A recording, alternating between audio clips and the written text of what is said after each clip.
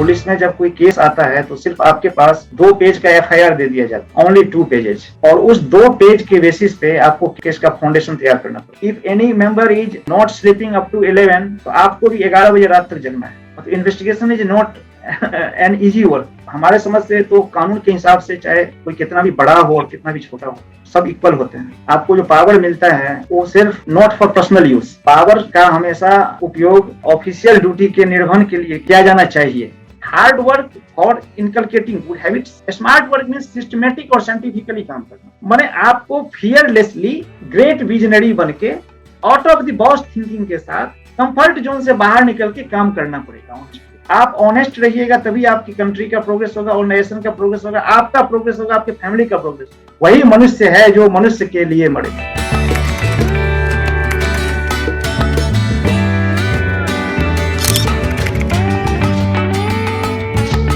I am your host Gaurav Garg and we welcome all our viewers to our show Amazing Mentor. Today with us is Mr. Rajan Kumar Jha. He is an author, police officer, poet, reformer. He is a dynamic, dedicated and determined police officer who has been rated outstanding for 19 times in last 20 ACR. His courage, conviction and compassion toward work resulted in awarding him with Union Home Minister Medal for Excellence in Investigation for the year 2020 on the eve of Independence Day, Police Medal for Meritorious Service on the occasion of 70th Republic Day 2019 by the President of India. The premier investigating agency of India, CBI, bestowed his trust on him and facilitated him the certificate or appreciation for making significant professional contribution in the investigation and award him CBI Day Award 2013. His passion and commitment towards bringing change in the police system led him to write a book, Holy Police, Unholy Policing, Why We Fail, on police reforms. His second book, Prime Minister Killed or Saved, published in September 2021, is an effort to bring reforms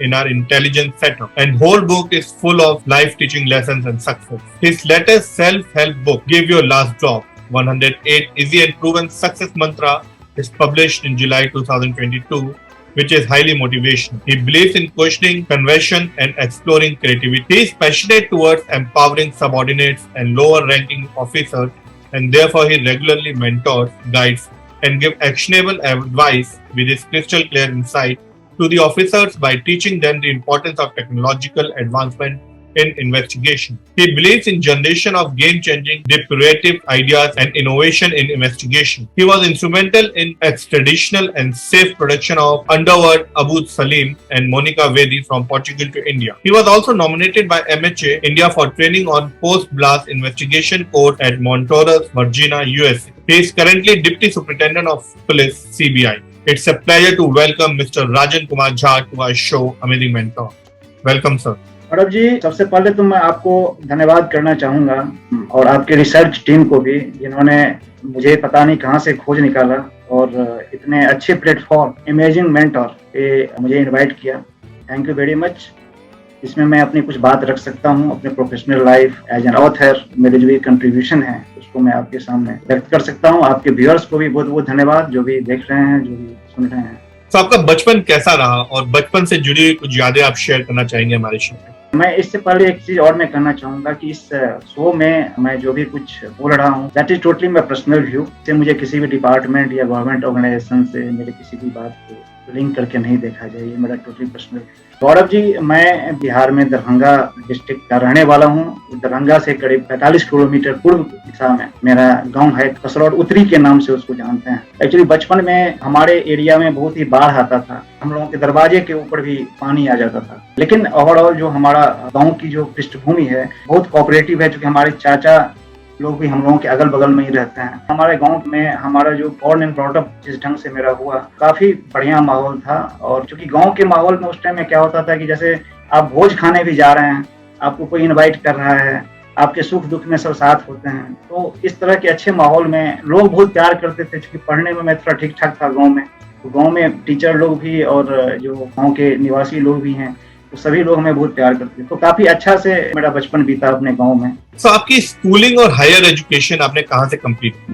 गांव में ही एक school था, middle school होता है हम लोगों का, जिसमें मैं प्रथम कक्षा से लेके 6ठी कक्षा तक वहां तक पढ़ा था। और फिर उसके बाद 7th से लेके और 10th तक वहाँ पे एक हाई स्कूल हमारे गांव के अंदर ही था। ये हाई स्कूल ना काफी 15-20 गांव के बीच में एक हाई स्कूल होता था। तो काफी सारे एरिया से लोग वहाँ आके पढ़ते थे। तो 10th तक मैंने वहीं किया। उसके बाद मैं दरभंगा आ गया, अपने 45 किलोमीटर दूर चूंकि मेरा घर था। फिर मैं दरभंगा डिस्ट्रिक्ट आ गया, वहीं पे सीएम साइंस कॉलेज में मेरा कॉलेजिंग हुआ, वहाँ से ग्रेजुएट मैं वहीं से किया। और उसके बाद फिर तैयारी के लिए हम लोग पटना आ गए। यही सिलसिला मेरे गांव से लेके पटना तक का था, जब तक मैं अपना तैयारी करता था। और बचपन में मेरे परिवार के लोग जो भी थे मैक्सिमम शिक्षा विभाग से जुड़े हुए थे। जिस स्कूल में, प्राइमरी स्कूल में, मिडिल स्कूल में मेरा एजुकेशन हुआ था, वहाँ मेरे बाबा के जो अपने ब्रदर थे वही वहाँ के हेड मास्टर होते थे। उनको राष्ट्रपति पुरस्कार भी शिक्षा के क्षेत्र में मिला था। और काफी हमारे दीदी लोग भी, बुआ लोग भी काफी शिक्षा क्षेत्र से जुड़े हुए थे। मेरे पिताजी भी कॉलेज में अपना योगदान दे रहे थे। तो इस तरह से शिक्षा विभाग से जुड़े रहने के कारण हमारे यहाँ शिक्षा को ज्यादा महत्व दिया गया। और घर में काफी इंजीनियर्स और डॉक्टर्स लोग थे। तो बचपन में लोगों को सबकी यही इच्छा होती थी कि हम भी इंजीनियर डॉक्टर ही बने, उस तरह की। लेकिन मेरी अपने दिल से इस तरह की इच्छा नहीं थी। लेकिन क्योंकि लोग कहते थे तो हमें भी उसी लाइन में बढ़ने के लिए आगे प्रेरित किया गया। तो बचपन में डॉक्टर इंजीनियर के अलावा और क्या चाहती आपके बनने की, कि मैं बड़ा हूँ तो ये बनूंगा? एक बार की बात है, गांव में किसी क्राइम के इन्वेस्टिगेशन के सिलसिले में एसपी महोदय दरभंगा से गांव आए थे कुछ तफ्तीश करने के लिए। तो गांव में कोई एसपी रैंक का अफसर आता है डिस्ट्रिक्ट से तो काफी भीड़ हो जाती है। तो हम भी बचपन में करीब 8-9 साल के होंगे या 9-10 साल के होंगे, तो हम लोग भी वहीं पे चले गए थे काफी भीड़ के बीच में से। लेकिन सरप्राइजिंगली एसपी ने मुझे ही बुलाया अपने पास। पता नहीं उन्होंने क्या देखा, लगा उनको कि छोटे बच्चे से इन्फॉर्मेशन कुछ ज्यादा ले सकते हैं, जो जैसा मुझे लगा। तो उन्होंने मुझे बुलाया अपने पास और हमसे कुछ किसी क्राइम के विषय में या जो उस टाइम में इन्वॉल्व थे उसमें या जो विक्टिम थे उसके विषय में कुछ जानकारी प्राप्त। तो जब वो चले गए उसके बाद काफी लोगों ने हमसे पूछा कि क्या पूछा, एसपी साहब क्या पूछ रहे थे तुमसे। मुझे बड़ा आश्चर्य लग रहा था कि ये इस तरह की बातें क्यों, मतलब ये इतने बड़े अधिकारी होते हैं क्या? वो वर्दी उर्दी में थे पूरा। उस टाइम में एक इस तरह की ललक उस टाइम में जगी थी कि मैं भी पुलिस जॉब में जाऊंगा और मुझे भी कुछ तरह से जब इतना रिस्पेक्ट मिलता है एक सोसाइटी में, तो हम भी अगर पुलिस बने तो शायद हमें भी इज्जत मिलेगी। तो इस तरह के मन में एक छोटा सा ये चीज था। लेकिन जब तक बचपन में फैमिली में मैक्सिमम लोग इंजीनियर डॉक्टर थे तो सबकी इच्छा यही थी कि मैं भी इंजीनियर ही बनूं। 10th जब मैं किया तो उस टाइम में काफी हाई स्कोर, मतलब आज तक उतना स्कोर नहीं आया था मेरे हाई स्कूल में किसी को। मैं काफी अच्छे स्कोर से किया। तो स्कोर अच्छा आने के बाद नेचुरली लोग बोलते हैं गांव में कि आप साइंस लो, साइंस स्ट्रीम से पढ़ो। मेरे बड़े भाई चूंकि दरभंगा में एक राम मंदिर जगह है, वहाँ पे क्योंकि हम लोग मध्यम वर्गीय परिवार से थे, हम लोगों के पास उतना अच्छा फाइनेंशियल वो नहीं होता था। तो राम मंदिर एक जगह था दरभंगा में, नरगोना में, वहाँ पे हम लोग आए, वहीं पे रहे। बड़े भाई चूंकि ऑलरेडी उस टाइम में कमीशन की तैयारी कर रहे थे। मुझे उस टाइम में ये लोग इंजीनियरिंग के लिए बनारस भेजना चाह रहे थे, बनारस भेज भी दिए थे। लेकिन फिर मैं वहां से किसी न किसी कारणवश बीमार हो गया। फिर मैं आकर के 12th के बाद पटना में सिविल सर्विस की तैयारी शुरू कर। सिविल सर्विस की तैयारी मेरा शुरू से ही था कि ड्रीम बिग रखना चाहिए, जो भी कुछ है। तो ड्रीम बिग के सिलसिले में और साथ साथ मैं एसएससी वगैरह का भी एग्जाम देता था। तो लकीली मेरा एसएससी में सिलेक्शन हो गया फर्स्ट टाइम में ही, और यूपीएससी में भी फर्स्ट अटेम्प्ट में ही मुझे प्रीलिम्स में क्वालिफाई कर गया। हिस्ट्री ऑप्शनल के साथ में तैयारी करता था। फिजिक्स मेरा एक्चुअली ग्रेजुएशन का सब्जेक्ट, लेकिन हिस्ट्री में मेरी चूंकि रुचि काफी थी तो मैंने हिस्ट्री सब्जेक्ट से यूपीएससी का प्रीलिम्स फर्स्ट टाइम में दिया और फर्स्ट अटेम्प्ट में ही मेरा निकल गया। लेकिन उसी टाइम में 97-98 में मेरा चूंकि सीबीआई में सिलेक्शन हो गया। तो उसके बाद सीबीआई में आने के बाद फिर मैं उस ढंग से अपने उस कैरियर को परस्यू नहीं कर पाया, क्योंकि सीबीआई में भी काफी अच्छा करियर प्रोस्पेक्ट्स लगा, काफी इज्जत दिखी, काफी यहाँ का प्रोफेशनल रोड में काम करने का तरीका था दैट वाज एक्सेलेंट। तो उसके बाद मुझे लगा कि यहाँ भी मैं अच्छे ढंग से सर्व कर सकता हूँ। तो उस टाइम से ये सिलसिला 98 से जारी हुआ। तो यूनिवर्सिटी लाइफ की कुछ यादें आप अपनी शेयर करना चाहेंगे जो नोटेरियस हो, मतलब शैतानी की हो आपने यूनिवर्सिटी टाइम में अपने? मैं मतलब कॉलेज में तो उतना नहीं है, लेकिन स्कूल लाइफ में जैसे कुछ ऐसे ही इंस्टांसेस है जिससे अभी भी मुझे जैसे लगता है, जैसे जो बचपन में हम लोगों की हॉबीज होती थी जैसे फुटबॉल वगैरह खेलना। तो गांव में फुटबॉल वगैरह मिलता नहीं था, हम क्लास में हमेशा फर्स्ट ही करते थे। तो जो हाई स्कूल के स्टाफ थे वो हमसे काफी मतलब अच्छा टर्म था हमारा। उन्होंने एक बार चुरा करके हमको स्कूल से फुटबॉल दिया था, स्कूल का फुटबॉल हमें दिया था निकाल के, सैटरडे संडे के दिन जिस दिन स्कूल बंद था। फिर उससे हम लोगों ने काफी खेला वोला। अब सोचता हूँ कि इस तरह का जो चोरी का काम था ये सही नहीं था। उस टाइम में बचपन में जैसे गांव में होता है मछली पकड़ना, हर घर पे उस टाइम में भैंस गाय होता ही था, तो उस एक्टिविटीज को वॉच करना, उस तरह की गतिविधियों को देखना और स्विमिंग वगैरह करना, इससे काफी आनंद आता था। क्योंकि बाढ़ग्रस्त एरिया था हम काफी स्विमिंग भी करते। एक बार तो संजोग ऐसा हुआ कि मैं डूबते डूबते बच रहा था तो फिर मैं स्विमिंग सीखा और उसके बाद जो है सो इस तरह की मेमोरीज जो है वो, जैसे आप अभी ये क्वेश्चन पूछे तो मेरा काफी जैसे लग रहा है क्या कि मैं अपने बचपन में ही पहुंच गया हूँ। तो जब आप एग्जामिनेशन की प्रिपेयर कर रहे थे तो उसमें क्या क्या चैलेंजेस आए आपके साथ? मेन तो पर्पस यूपीएससी ही था मेरा, यूपीएससी का ही तैयारी की जिससे इजिली मुझे ये सब निकल गया था। यूपीएससी में मेन चैलेंज ये था कि चूंकि मेरे भैया लोग पीसीएस की तैयारी ऑलरेडी कर रहे थे तो उस टाइम में सबसे ज्यादा परेशानी आती थी कोचिंग का। जैसे मेरा एक सब्जेक्ट पब्लिक एडमिनिस्ट्रेशन था, तो जब मैं मेंस के लिए मुझे पढ़ना था प्रीलिम्स के बाद, तो मुझे कोई अच्छा टीचर मिल ही नहीं रहे। किसी ने मुझे एक टीचर का रेफरेंस दिया, फिर वहाँ पे प्रीलिम्स क्वालिफाई करने के बाद मैं उस 2-3 महीना के लिए वहाँ पढ़ने के लिए गया था। तो वहाँ तो सबसे बड़ा एक तो चैलेंज मुझे ये लगा कि या तो आप फिर कहीं बाहर जाकर के, काफी और मध्यम वर्गीय परिवार उतना ज्यादा अफोर्ड कर नहीं सकता था, तो एक तो छोटे शहर में गाइडेंस का जो अभाव है वो यूपीएससी के लिए एक, आजकल के डेट में तो सब कुछ ऑनलाइन अवेलेबल है, बहुत सारे इंफॉर्मेशन, आप टॉपर्स का टॉक देख सकते हैं, आप बहुत सारे वीडियोज अवेलेबल होते हैं, आप घर बैठे भी तैयारी कर सकते हैं। बट उस टाइम में 96-97 सब में ये काफी चैलेंजिंग होता था। तो मतलब गाइडेंस का अभाव था ना, कि बुक वगैरह मैंने उस टाइम में दिल्ली से जाके कुछ फोटोकॉपीज कुछ इंस्टीट्यूशंस का लाए थे, लेकिन उस टाइम में सबसे ज्यादा प्रॉब्लम मुझे ये गाइडेंस का लग रहा था। अगर गाइडेंस अच्छा होता तो हम लोग उस टाइम में अच्छा से कर सकते। दूसरी बात, अपना एफर्ट्स करने के बावजूद अगर गाइडेंस नहीं अच्छा होता है तो हमारे समझ से कहीं ना कहीं आप लाइन से भटक जाते हैं और आप तैयारी सही डायरेक्शन में कर नहीं पाते। इसलिए स्टूडेंट्स को ये चाहिए कि सबसे पहले एक रोड मैप बनाए, प्रॉपर उसको बुक का पता हो कि क्या बुक पढ़ने जा रहा है, और कुछ ही बुक्स पे स्टिक करें। जैसे बहुत सारे बुक्स जो लोगों ने कहा, आपके सीनियर्स ने कहा, आपने उसको पढ़ना शुरू कर दिया, आप रिवाइज प्रॉपर्ली कर नहीं पाते हैं। जब रिवाइज किसी चीज का नहीं करेंगे, एग्जाम के टाइम में बहुत सारा कुछ पढ़ लेंगे तो सारा कुछ आप मतलब उसको समेटना भी जरूरी है, इसलिए कॉम्पैक्ट स्टडी बहुत ज्यादा जरूरी है। वो गाइडेंस से ही आता है। हमारे समझ से गाइडेंस का अभाव जो है वो एक मेन चैलेंज था हम लोग। तो जब ऑफिसर्स के लिए आप सिलेक्ट हो गए तो आपके पेरेंट्स को आपने बताया कि भैया मैं सिलेक्ट हो गया हूँ एज ए ऑफिसर, तो क्या रिएक्शन था उनका?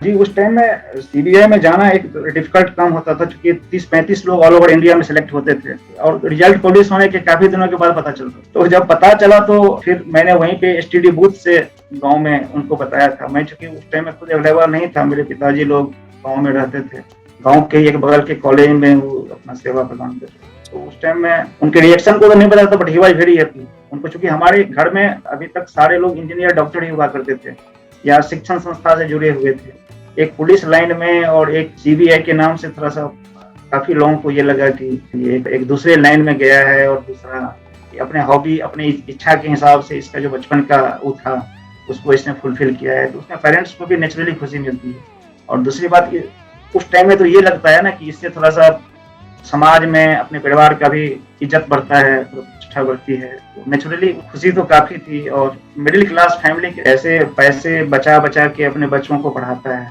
तो जब सफलता मिलती है तो खुशी तो होती ही है। तो मेरे पापा और मम्मी लोग भी काफी खुश थे, पूरे परिवार के लोग काफी खुशी उन लोगों को हो रहा था। हम लोगों का कंट्रीब्यूशन जो है, जो भी हमने मेहनत किया उसका फल कुछ मिला तो काफी खुशी होना स्वाभाविक है। और बाकी सभी लोगों में जो भी हमारे चाचा लोग इंजीनियर थे, उन लोगों को भी काफी खुशी मिली। तो ऑफिसर बनने के बाद आपने पहली पोस्टिंग कहाँ पे ली और कैरियर की शुरुआत कैसी रही? हम लोगों की एक सीबीआई एकेडमी होती है गाजियाबाद में, तो गाजियाबाद में हम लोगों की ट्रेनिंग हुई, तो वहीं पे डीएसपी लोगों की भी ट्रेनिंग होती है और भी बहुत सारे डिफरेंट डिपार्टमेंट्स के लोग भी ट्रेनिंग के लिए आते हैं। तो 6 महीने का वहाँ मेरा ट्रेनिंग हुआ था। उसमें काफी जो जैसे पुलिस की ट्रेनिंग होती है, इंडोर आउटडोर सारे, अपने बहुत सारे एक्सपीरियंस को मैंने अपने बुक्स में भी लिखा है। एक्सपीरियंस के बेसिस पे जो Holi police unholy policing book है, उसमें मैं काफी अपने लाइफ और करियर के विषय में उसमें लिखा हूँ। बहुत सारे जो मुझे जो लगा, हालांकि वो बुक फिक्शनल है, लेकिन फिर भी जो अपना एक्सपीरियंस था उसको मैं ट्रेनिंग पीरियड में क्या मैं फील किया या क्या कैरेक्टर फील कर रहा था, जिस कैरेक्टर के माध्यम से मैं उस बुक में लिखा हूँ। तो उसके बाद जब दिल्ली में मेरी पोस्टिंग हुई थी, फर्स्ट पोस्टिंग 1999 में मैं ज्वाइन किया था दिल्ली में। तो दिल्ली के एक ब्रांच में मेरी पोस्टिंग हुई थी, चाणक्यपुरी में वो ब्रांच हुआ था।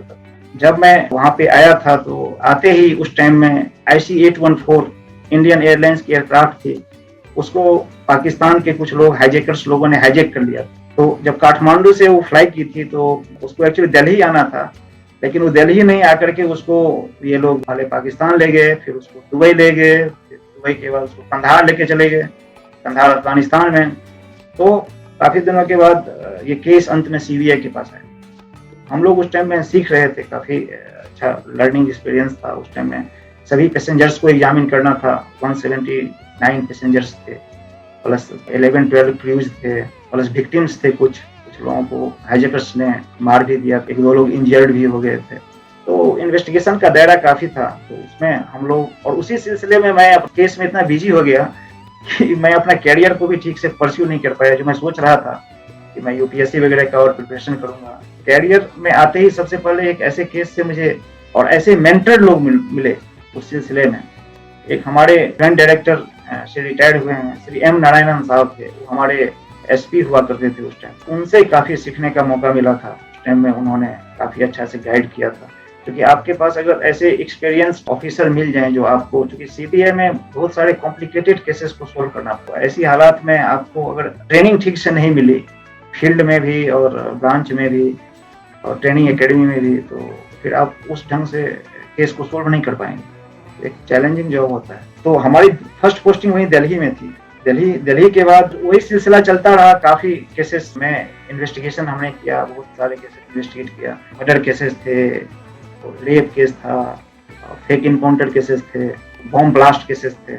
एक अयोध्या राम मंदिर बाबरी मस्जिद डिमोलिशन केस का भी ट्रायल उस टाइम में चल रहा था। उसके अलावा एंटी-सिख राइट केसेस थे, पुराने केसेस, 1984 का केसेस 2006 में आया था, तो हम लोग उसको इन्वेस्टिगेट किए थे। और ये सिलसिला जारी रहा अभी तक दिल्ली में। और उसमें actually all over India jurisdiction होता है केसेस। जैसे जब भी कोई केस आता है तो आपको कैसे उसे टैकल करना है, आपको हुनर आनी चाहिए, कैसे how will you start and how will you finish. तो ये हुनर सब सीखने का मौका मिला था शुरू में। तो इनिशियल डेज के क्या क्या चैलेंजेस आपको फेस करने पड़े जब आपने अपनी जॉब प्रोसेस चालू किया ट्रेनिंग के बाद? शुरू में तो सबसे इम्पोर्टेंट चीज यही था कि आप कैसे, कि हर केस की अपनी विशेषता होती। जैसे जब पुलिस में जब कोई केस आता है तो सिर्फ आपके पास 2 पेज का एफआईआर दे दिया जाता है, ओनली 2 पेजेस, और उस 2 पेज के बेसिस पे आपको केस का फाउंडेशन तैयार करना। एफआईआर ही 2 पेज आपको दे दिया, केस दे दिया, now you have to investigate it. Big challenge की how you are making plan of action to crack this case, to solve that case. Plan of action बनाइए आप प्रॉपर्ली, उसी 2 पेज 3 पेज को देख जो आपके पास एफआईआर आती है। हर जगह पुलिस का इन्वेस्टिगेशन एक ही जैसा होता है, प्लान ऑफ, लेकिन इसमें चूंकि क्या होता है कि प्लान ऑफ एक्शन बनाने के बाद, जैसे आप पोस्टेड दिल्ली में है, आपके पास केस आ गया बेंगलोर का, आपके पास केस आ गया गुजरात का, आपके पास केस आ गया नॉर्थ ईस्ट का। तो जैसे लोकल पुलिस में क्या होता है कि आपका उसी पर्टिकुलर एरिया में ही इन्वेस्टिगेशन करना होता है। हमारे यहाँ क्या होता है कि ऑल ओवर इंडिया जुरिस्डिक्शन होने के कारण आपको मूव करना पड़ेगा कभी नॉर्थ ईस्ट। अब नॉर्थ ईस्ट जब आप जा रहे हैं तो वहाँ पे आप बिल्कुल अननोन है प्लेसेस से, वहाँ पे आपको जीरो से, वहाँ पे पब्लिक से मिलना पड़ेगा, वहाँ सोर्स डेवलप करना पड़ेगा, वहाँ के लोगों से, लैंग्वेज भी डिफरेंट होते हैं, तो वहाँ उस लैंग्वेज में वहाँ के डॉक्यूमेंट्स भी उसी लैंग्वेज का होता है। जैसे कहीं पे तमिल में मिलेगा, कहीं पे मराठी में मिलेगा, कहीं पे बंगाली में मिलेगा, बांग्ला में मिलेगा। तो ये सब सारे चैलेंजेस होते हैं। इस चैलेंजेस से कैसे ओवरकम करना है, ये हुनर आपको सीबीआई में सीखना होगा। दूसरे पुलिस एजेंसीज में ये चैलेंजेस नहीं होते हैं, क्योंकि उसके पास ऑलरेडी सोर्स पहले से ही होता है। जैसे एक थाने में कोई केस आया, उसको पता है, तो 2-3 सोर्स उस एरिया के, हर जगह उसका वो होता है, बीट होता है, उस हिसाब से। लेकिन जब आप बाहर से आते हैं और सीबीआई में जब केसेस आते हैं तो वहाँ के कभी कभी पुलिस से भी आपको बातें छुपानी पड़ती है, क्योंकि लोकल पुलिस का लोकल इन्फ्लुएंस होता है, आप उनसे भी सारी बातें शेयर नहीं कर सकते।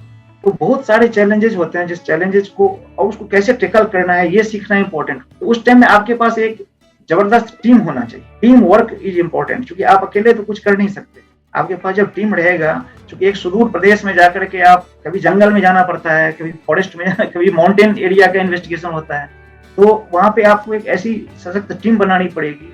उसमें टीम को कैसे लीड करना है ये भी आपको सीखना पड़ेगा, क्योंकि टीम में अगर एक भी मेंबर आपको डिच कर दिया या आपके हिसाब से नहीं चला या वो मोटिवेटेड नहीं है, तो इसमें सबसे इम्पोर्टेंट चीज होता है कि आप कैसे टीम के सारे मेंबर्स को गुड फेथ में रखते हैं और कैसे उसको इंस्पायर करके रखते हैं। उसके लिए आपको भी एक अच्छा लीडर की तरह ट्रीट करना पड़ेगा। आप हार्ड वर्क नहीं करेंगे और लोगों से एक्सपेक्ट करेंगे कि hard work. If any member is not sleeping up to 11, तो आपको भी 11 बजे रात तक जगना है, अदरवाइज उसको क्या इंटरेस्ट रहेगा, because you are heading the team.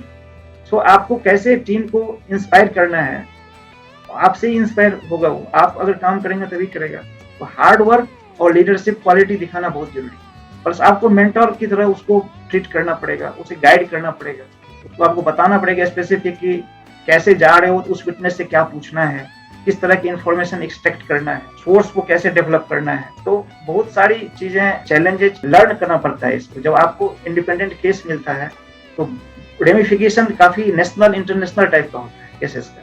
तो उसमें आपको ये सब सारी चीजें, how to make a plan of action, how to form a team and how to keep the team inspired, ये सब चीजें काफी मायने रखता है। इस तरह के चैलेंजेस आते हैं शुरू में, जिसको जैसे आप, अब तो हम लोगों के पास 22-23 साल का एक्सपीरियंस हो गया, तो नाउ वी नो, आते ही केस को समझ जाते हैं कि इसको कैसे किस ढंग से करना है, क्योंकि हर केसेस का अपना कैरेक्टरिस्टिक्स होता है। Every case is unique, you have to learn every day.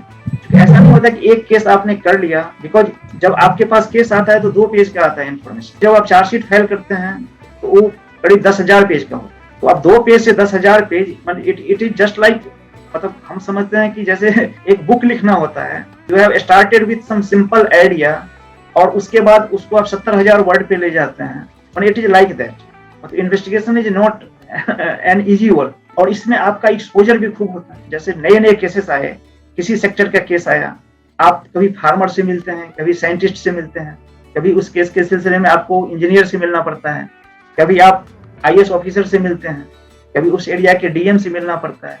तो बहुत सारे लोगों से इंटरेक्शन होते हैं, इससे आप बहुत कुछ सीखते हैं। क्योंकि एक केस आप अगर 1 ईयर में करते हैं तो 1 ईयर में आप करीब 100, 200, 300 लोगों से मिलते हैं, और उस इंटरेक्शन के क्रम में आप काफी लर्न करते हैं। क्योंकि आप तो हर प्रोफेशन में एक्सपर्ट होते नहीं हैं, तो जिस प्रोफेशनल के आदमी से आप बात करते हैं उस प्रोफेशन से आप सीख सकते हैं। आप उससे, जैसे केस के विषय में तो थोड़ा बहुत जानकारी आपको प्राप्त करनी है, उससे ज्यादा इन्फॉर्मेशन क्या देगा। किसी को कुछ बोलना है तो 5-10 मिनट में जो बोलना होगा बोलता है। ये इन्फॉर्मेशन हमें काफी बुक लिखने में भी काफी हेल्प किया, क्योंकि इतने साल का एक्सपीरियंस, इतने केसेस करने का, इतने लोगों से इंटरेक्शन, इतने सारी स्टडी करने से।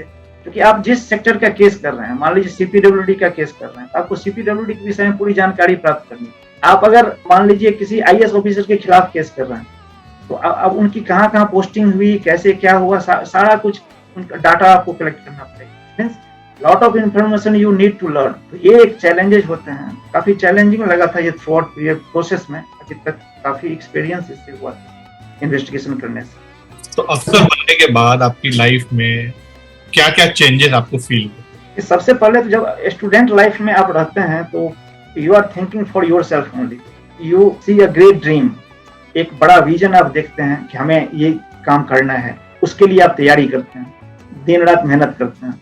उस टाइम में आप ये लोगों के विषय में ज्यादा नहीं सोचते हैं। लेकिन जब आप जॉब में आते हैं, जैसे आप एक पुलिस ऑफिसर बने, तब आप में बहुत सारे ऐसे क्वालिटीज डेवलप करने पड़ेंगे। जैसे कि आपको विक्टिम से डील करना है। विक्टिम है जो कि कॉम्प्लेनेंट होता है, जो सफरर होता है क्राइम में, आप उससे बात करना है, उससे कैसे इंफॉर्मेशन एक्सट्रैक्ट करना है, उससे आप, चूंकि एक ऐसा माहौल होता है, दर्द भरा माहौल होता है उसकी फैमिली, उसके साथ आपको कैसे बात करनी। तो इस तरह की एबिलिटी आपको बिल्ड करना पड़ेगा कि हाउ टू बी मोर कॉम्पेशनेट, कैसे आपको काइंडनेस से बात करना है, कैसे पोलाइट होकर के किसी से बात करना है, और कैसे र्यूड होकर के भी आपको बात करना पड़ेगा। Because when you are interviewing the witnesses और एनी एक्यूज्ड, तो उस टाइम में आपको उस हिसाब से आप में इंट्रोगेशन करने की टेक्निक होनी चाहिए। तो ये सब सारी डिफरेंट काइंड ऑफ लीडरशिप, जैसे लीडरशिप क्वालिटी आपको बचपन में छोटे मोटे काम में, स्कूल वगैरह में जो एक्टिविटीज करते हैं उससे रिफ्लेक्ट होता है। लेकिन जब आप यहाँ पे आते हैं, यहाँ पे आपको बड़े पढ़े लिखे लोगों के साथ आपको डील करना पड़ता है, क्योंकि जो प्रोफेशनल क्रिमिनल्स होते हैं वो काफी पढ़े लिखे होते हैं, कंप्यूटर से भी होते हैं, कभी कभी IAS IPS सब भी होते हैं, कभी कभी बड़े बड़े इंडस्ट्रियलिस्ट भी होते हैं। तो आपको उस तरह के लोगों से टैकल करने के लिए आप में जो क्वालिटीज है, उस क्वालिटीज को आपको, एक तो ह्यूमन वैल्यूज आपने डेवलप करना पड़ेगा। किसी को आप मार के कोई इन्फॉर्मेशन एक्सट्रैक्ट नहीं कर सकते। अगर आप उसको प्यार से, उससे कैसे आपको इंट्रोगेशन टेक्निक्स वगैरह, आपको मतलब बहुत सारे पर्सनैलिटी में आपको चेंज करना पड़ता है जो ऑफिसर बनते हैं आप, क्योंकि आपसे सोसाइटी भी कुछ एक्सपेक्ट करता है। और दूसरी बात, आपके एक्शन को पब्लिक भी स्क्रूटनी करेगी और कोर्ट भी स्क्रूटनी करेगी। आपके कंडक्ट से, आप अगर ठीक से किसी केस को इन्वेस्टिगेट नहीं किए या किसी व्यक्ति के साथ आपने उस ढंग से बात नहीं की, तो कोई आपके खिलाफ कंप्लेन भी कर सकता है। तो इसलिए आपको बहुत ही सजग रह करके, अलर्ट रह करके किसी भी चीज को ऑब्जर्व करने की प्रॉपर क्षमता डेवलप करें। किसी व्यक्ति को देखे तो देखने से आपको कितना सेंस आ जाना चाहिए कि इससे किस तरह का क्वेश्चन किया जाए ताकि इससे इंफॉर्मेशन लिया जा सके। तो बहुत ऑफिसर्स लाइक क्वालिटीज काफी होते हैं, लीडरशिप क्वालिटीज होते हैं, ह्यूमन वैल्यूज इम्बाइब करते हैं। तो ये सब सारी क्वालिटीज मतलब स्टूडेंट लाइफ से बिल्कुल अलग होता है, और ये चीजें with the passage of time जो है ना, ये चीजें आती है। मतलब एक्सपीरियंस जो है, ये चीजें कहीं आप लर्न नहीं कर सकते। मतलब ये चीज काम करने के साथ ही, जैसे 1 केस 2 केस 3 केस के बाद आप में ये क्वालिटीज बढ़ती जाएगी। मैं अभी काफी लोगों को, जो जूनियर्स आते हैं, उसको काफी मेंटर करता हूँ, क्योंकि आजकल के बच्चे जो आते हैं वो काफी एम्बिशियस होते हैं। बहुत लोग गलत रास्ते पे भी चले जाते हैं। They could not maintain the theme of police officer like so integrity and all. जल्दी करप्शन के रास्ते पे चले जाते, जल्दी ही बड़े आदमी बनना चाहते। तो इस तरह के ऑनेस्टी, इंडस्ट्री, इम्पार्शियलिटी जो सीबीआई की थीम होती है, आपको उस चीज को लर्न करना पड़ेगा। उसके लिए आपको, और इसमें काफी सेक्रीफाइस की जरूरत है, because when you investigate lot of things will come in your way, lot of people will approach you, so you have to be very conscious and alert, because आपकी इंटीग्रिटी से ही ऑर्गेनाइजेशन की integrity बनती है। अगर आपके एक conduct से पूरी ऑर्गेनाइजेशन की छवि खराब हो सकती है। तो जैसे सीबीआई जैसे ऑर्गेनाइजेशन में people demands for CBI investigation, they have so much trust on this organisation. ऐसे में ऑफिसर्स में अगर उस तरह की क्वालिटी नहीं आएगा, क्योंकि फील्ड में तो आपके सीनियर ऑफिसर्स नहीं जाते हैं, आप ही जाते हो, या आपसे भी नीचे के जो ऑफिसर है वो जाते हैं। तो पब्लिक में तो वही सीबीआई होता है, मतलब आप कैसे पब्लिक के साथ डील करते हैं, वही इमेज ऑर्गेनाइजेशन का इमेज बन जाता है। तो इसमें इसलिए ऑफिसर्स को जब भी पब्लिक में आप जाते हैं इन्वेस्टिगेट करने के लिए, तो you must keep all these things in your mind. You are representing your organisation when you are dealing with the people. So for the sake of the reputation of the organization, you must be very alert and you must learn officer like qualities. जब आप बात करते हैं तो लगना चाहिए लोगों को कि नहीं, ये लोग थोड़ा डिफरेंट हैं, इन लोगों का वर्क कल्चर डिफरेंट, इसलिए सीबीआई इन्वेस्टिगेशन की डिमांड भी होती है। So आपकी जब हिस्ट्री उठा के देखते हैं तो आपने कई ऐसे केसेस डील किए हुए हैं जहाँ पे बड़े बड़े पॉलिटिशियन, बड़े बड़े नाम जो हैं शामिल रहे हैं। तो आपका क्या मंत्रा है बड़े बड़े नाम और पॉलिटिशियन को हैंडल करने का? देखिए, कानून के हिसाब से तो सबको एक जैसा हैंडल करना होता है, एदर दे आर ऑर्डिनरी और they are high profile people. तो हम लोगों का तो जो कानून के हिसाब से जो एविडेंस आता है उसके हिसाब से ही डिसीजन लिया जाता है, क्योंकि यहाँ पे एक आदमी का डिसीजन नहीं होता है, there are multi layering decision system. यहाँ पे आपके ऊपर 10 होते हैं, सभी लोग उस एविडेंस को एनालाइज करते हैं, उसके बाद कोई डिसीजन होता है, टीम वर्क होता है पूरा। तो यहाँ पे हैंडल करने का एक ही तरीका मेन है कि आप सबके साथ काइंडनेस से डील कीजिए, सबको वेरी पोलाइटली डील कीजिए, और एविडेंस के बेसिस पे ही आप किसी को चार्जशीट करते हैं और किसी को विटनेस बनाते हैं। ये चीज डिपेंड करता है कि मतलब आप किस से इंफॉर्मेशन एक्सट्रैक्ट करते हैं लोगों से, ये सारी चीजें डिपेंड करती है आपके पर्सनैलिटी पे। तो हमारे समझ से तो कानून के हिसाब से चाहे कोई कितना भी बड़ा हो और कितना भी छोटा हो, सब इक्वल होते हैं। ऐसे ही ऑफिसर्स में भी, चाहे आप एक कांस्टेबल हैं, चाहे आप ऑर्गेनाइजेशन की चीफ हैं, दोनों पब्लिक सर्वेंट ही है, दोनों को एट पार देखना चाहिए। पावर्स बड़े लोगों के पास ज्यादा होता है तो they can serve the society in better way, but all are public servant. Similarly public में भी जहां भी कोई छोटा है या बड़ा है, कानून के हिसाब से सब इक्वल है, तो होना तो यही चाहिए कि सबको इक्वली ट्रीट करना चाहिए, और हमने तो कभी ऐसा कोई डिफरेंशिएट नहीं किया। तो पुलिसिंग में ज्यादातर ये देखा गया है यस बॉस वाला कल्चर, भैया ऊपर वाले ने कुछ बोल दिया, गलत है या सही है, करना है। तो क्या सीबीआई में भी वही कल्चर होता है या कुछ डिफरेंस? मैं अपने विषय में ही कह सकता हूँ, मेरे ऊपर तो इस तरह का कभी भी कोई प्रेशर टाइप का चीज नहीं आया, और मैंने जब भी कोई बात रखी तो सीनियर्स ने उसको अप्रिशिएट किया, और जहाँ कमियां थी वहाँ सुधार करने के लिए भी सजेशन मिलता था, और हम लोग सुधार करते हैं, अभी भी करते हैं। हमारे समझ से हमें तो कभी भी इस ऑर्गेनाइजेशन में काम करते हुए कभी किसी तरह का प्रेशर का एहसास नहीं हुआ। सो अभी तक सबसे चैलेंजिंग टास्क आपके कैरियर का कौन सा रहा? एक इंस्टांसेस जो मुझे अभी याद आ रहा है, एक फैमिली में मदर और उसके बच्चे लोग कहीं गायब हो गए थे अचानक। तो हाई कोर्ट से हेवियस कॉर्पस पिटीशन के बाद केस आया था सीबीआई में, तो हम एक केस की जांच कर रहे थे, तो अचानक ये पता चला CDR एनालिसिस के बाद, जो विक्टिम का जो मोबाइल फोन का जो एनालिसिस किए, अचानक एक जगह पे नहर के पास आकर के, राजस्थान में नहर के पास आकर के वो मोबाइल का लोकेशन बंद हो गया। तो ये लगा कि शायद ये यहाँ से नदी में कूद गए होंगे, इस नहर में कूद गए होंगे। तो अब ये चैलेंज था कि इसको खोजा कैसे जाए, क्योंकि नदी में अगर कूद गई और बच्चे लोगों के साथ, तो फिर इसको कैसे खोजा जाए। तो ये हुआ कि ये नदी जहाँ तक जाती है उस एरिया में जो भी पुलिस स्टेशन आते हैं, उस पुलिस स्टेशन में जो भी इस उम्र के अनआइडेंटिफाइड डेड बॉडी कभी इस पीरियड में मिले हों, उस सब को हमें खोज के निकालना है, और जिस बॉडी पे शक हो उस सब को हमें उस जहाँ दफनाया गया है वहां से निकाल के उसका डीएनए कराना पड़ेगा। तो ये काफी 200 किलोमीटर तक ये नहर थी, बड़ा नहर, तो ये काफी चैलेंजिंग मुझे लाइफ में लगा था। और मैं सारे पुलिस स्टेशन में, मैं और मेरा टीम गया और उसमें सारे डेड बॉडीज का रिकॉर्ड निकलवाया, और बहुत सारे पुलिस स्टेशन में से करीब 7-8 ऐसे डेड बॉडीज आए जो उस विक्टिम से के एज ग्रुप और सेक्स, मतलब मेल फीमेल, इससे मिलता था। और उस हिसाब से हम लोग फॉरेंसिक टीम और डॉक्टर्स की टीम के साथ वो जहां पर भी उस डेड बॉडी को दफनाया गया था वहां से उसको एक्सह्यूम कराया गया। एक्सह्यूम करा के उसको फिर डीएनए कराया गया। डीएनए कराने के बाद आइडेंटिफिकेशन एस्टेब्लिश करने के लिए सारे एफर्ट्स किए गए। मतलब इस तरह के केसेस मुझे बहुत चैलेंजिंग लगा कि अगर इस तरह की इंस्टांसेस हो जाए तो आप कैसे सत्य तक पहुंच पाएंगे। तो सत्य तक पहुंचने के लिए हमें बहुत सारे डेड बॉडी को निकलवा के और उसके टीथ पोर्शन को, बोन्स पोर्शन को, जो उस टाइम तक बिल्कुल गला नहीं था, इंटैक्ट था, तो उसको डीएनए कराने के लिए भेजना, इस तरह के काम जो है वो काफी चैलेंजिंग लगा था मुझे। और इसके अलावा और भी बहुत सारे, देखिए हर केसेस में अपना चैलेंज है। कोई भी केस जब आपके पास आता है आप जीरो से स्टार्ट करते हैं। हमारे समझ हर केस में अपना चैलेंज है, अपना इंटरेस्ट है, मतलब अपना उस केस का एक अपना आइडेंटिटी है। जब केस सोल्व हो जाता है तो एक बहुत इमेंस सेटिस्फेक्शन मिलता है, खासकर ब्लाइंड केस जो होते हैं जिसमें एक्यूज्ड का कुछ इन्फॉर्मेशन नहीं रहता है, वैसे केसेस को जब आप सोल्व करते हैं तो हर एक केस अपने आप में चैलेंज। मैंने जितने केस सीबीआई में मैंने किया हूँ तो किसी में ये नहीं लगता कि कम चैलेंज है। जैसे एक केस आ गया था एंटी सिख राइट केस, 84 में के राइट का केस, और 2006 में आया सीबीआई के पास, 5-6 में। तो अब उतने पुराने 20-25 साल 30 साल के बाद आप एविडेंस खोज रहे हैं, तो उस एविडेंस में आप उस बंदे को खोज रहे हैं, विक्टिम को खोज रहे हैं, फिर उसका बयान लिख रहे हैं, उसका स्टेटमेंट रिकॉर्ड कर रहे हैं।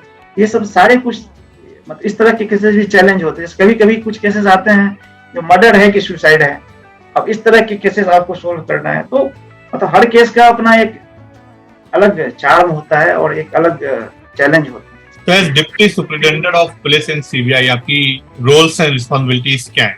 यहाँ पे मेन काम इन्वेस्टिगेशन का होता है। आपकी एक्सपीरियंस के बेसिस पे, आपके कैपेबिलिटी के बेसिस पे आपको केसेस दिए जाते हैं। पहले किस तरह के केसेस किए हुए हैं, आपका किस फील्ड में एक्सपर्टाइज है, उस एक्सपर्टाइज के हिसाब से आपको कोई पर्टिकुलर केस असाइन किया जाता है। जब आप पर्टिकुलर केस असाइन करते हैं तो आपको एक शुरू में एक एफआईआर की कॉपी दे दी जाती है, आप ये लीजिए और इसको इन्वेस्टिगेट कीजिए। नाउ अब आपका रोल वहां से शुरू होता है as investigating officer, as police officer. अब उसके साथ जितनी भी रिस्पॉन्सिबिलिटी जुड़ी हुई है, इन्वेस्टिगेट करना, plan of action banana, team constitute करना, फील्ड में जाना, सोर्स डेवलप करना, विटनेसेस को एग्जामिन करना, विक्टिम्स को एग्जामिन करना, तो जो भी सारे रिस्पॉन्सिबिलिटी पुलिस वर्क में होते हैं, लेकिन उस रिस्पॉन्सिबिलिटी के साथ ह्यूमन वैल्यूज होना चाहिए। ये मेरा हमेशा से रहा है कि जब भी आप इन्वेस्टिगेट करते हैं तो यू मस्ट सी कि ह्यूमन वैल्यूज आप में हो और उस तरह से आप केसेस को टैकल करें। तो roles and responsibility as investigating officer ही होते हैं। जैसा मैं शुरू से किया हूँ, थोड़ा सा कॉम्प्लेक्स नेचर ऑफ केसेस, जब आप थोड़ा सीनियर होते हैं तो कॉम्प्लेक्स नेचर ऑफ केसेस आपको दिया जाता है, आपके एक्सपीरियंस को देखते हुए। तो we are working as an investigating officer, as police officer. तो अपने ट्रेनिंग के टाइम का कुछ अनुभव शेयर करिए और कुछ फनी मूवमेंट आपके ट्रेनिंग के टाइम के हुए। ट्रेनिंग के टाइम में जैसे मेस वगैरह में खाना बनाने की बातें जो होती थी, उस टाइम में काफी झगड़ा होता था कि सब्जी किस तरह का लाना है। उस टाइम में कैडेट्स को ही मार्केटिंग जाके करना पड़ता था। कैडेट्स जाते थे, सब्जी आज क्या खाना है, तो इसको लेकर के काफी लोगों में ये रहता था कि आज ये बनना चाहिए। मेनू जो बनता था उस मेनू को लेकर के काफी इंटरेस्टिंग चीजें होती थी कि आज ये नहीं बनेगा, आज वेज बनेगा, आज नॉन वेज बनेगा, आज ये बनना चाहिए, वो बनना चाहिए। और बहुत सारी कुछ ऐसी चीजें जिसको हम शेयर नहीं कर सकते हैं, जो ट्रेनिंग एकेडमी में होते हैं। ट्रेनिंग एकेडमी में नए कैडेट्स के बीच में वो सारी चीजें होती है जो जैसे आप आईआईटी ट्रेनिंग इंस्टीट्यूट में जाते, आईआईटी करने जाते हॉस्टल्स में होते हैं, वैसे यहाँ भी ट्रेनिंग हॉस्टल होते हैं। लोग उसी तरह से एंजॉय करते हैं, but I can not share everything. तो आपने बहुत सारे डिपार्टमेंट्स में पोस्टिंग हुई आपकी दिल्ली से मुंबई तक, कौन सा डिपार्टमेंट आपके सबसे नजदीक रहा और फेवरेट रहा, और क्यों रहा वो डिपार्टमेंट सबसे फेवरेट आपका? जिस भी डिपार्टमेंट में पोस्टेड थे उसका ऑल ओवर इंडिया जुरिस्डिक्शन था। 3 ऑफिस में मैं काम किया अभी तक, तीनों ऑफिस में का ऑल ओवर इंडिया जुरिस्डिक्शन था।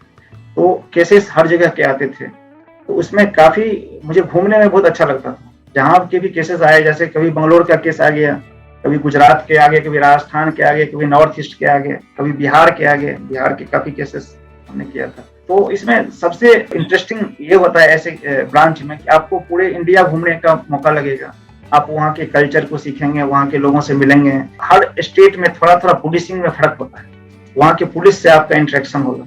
डिफरेंट स्टेट्स के पुलिस का अलग अलग थोड़ा सा फंक्शनिंग का तरीका अलग अलग होता है, तो वहाँ से आप लर्न करते हैं बहुत सारे कुछ।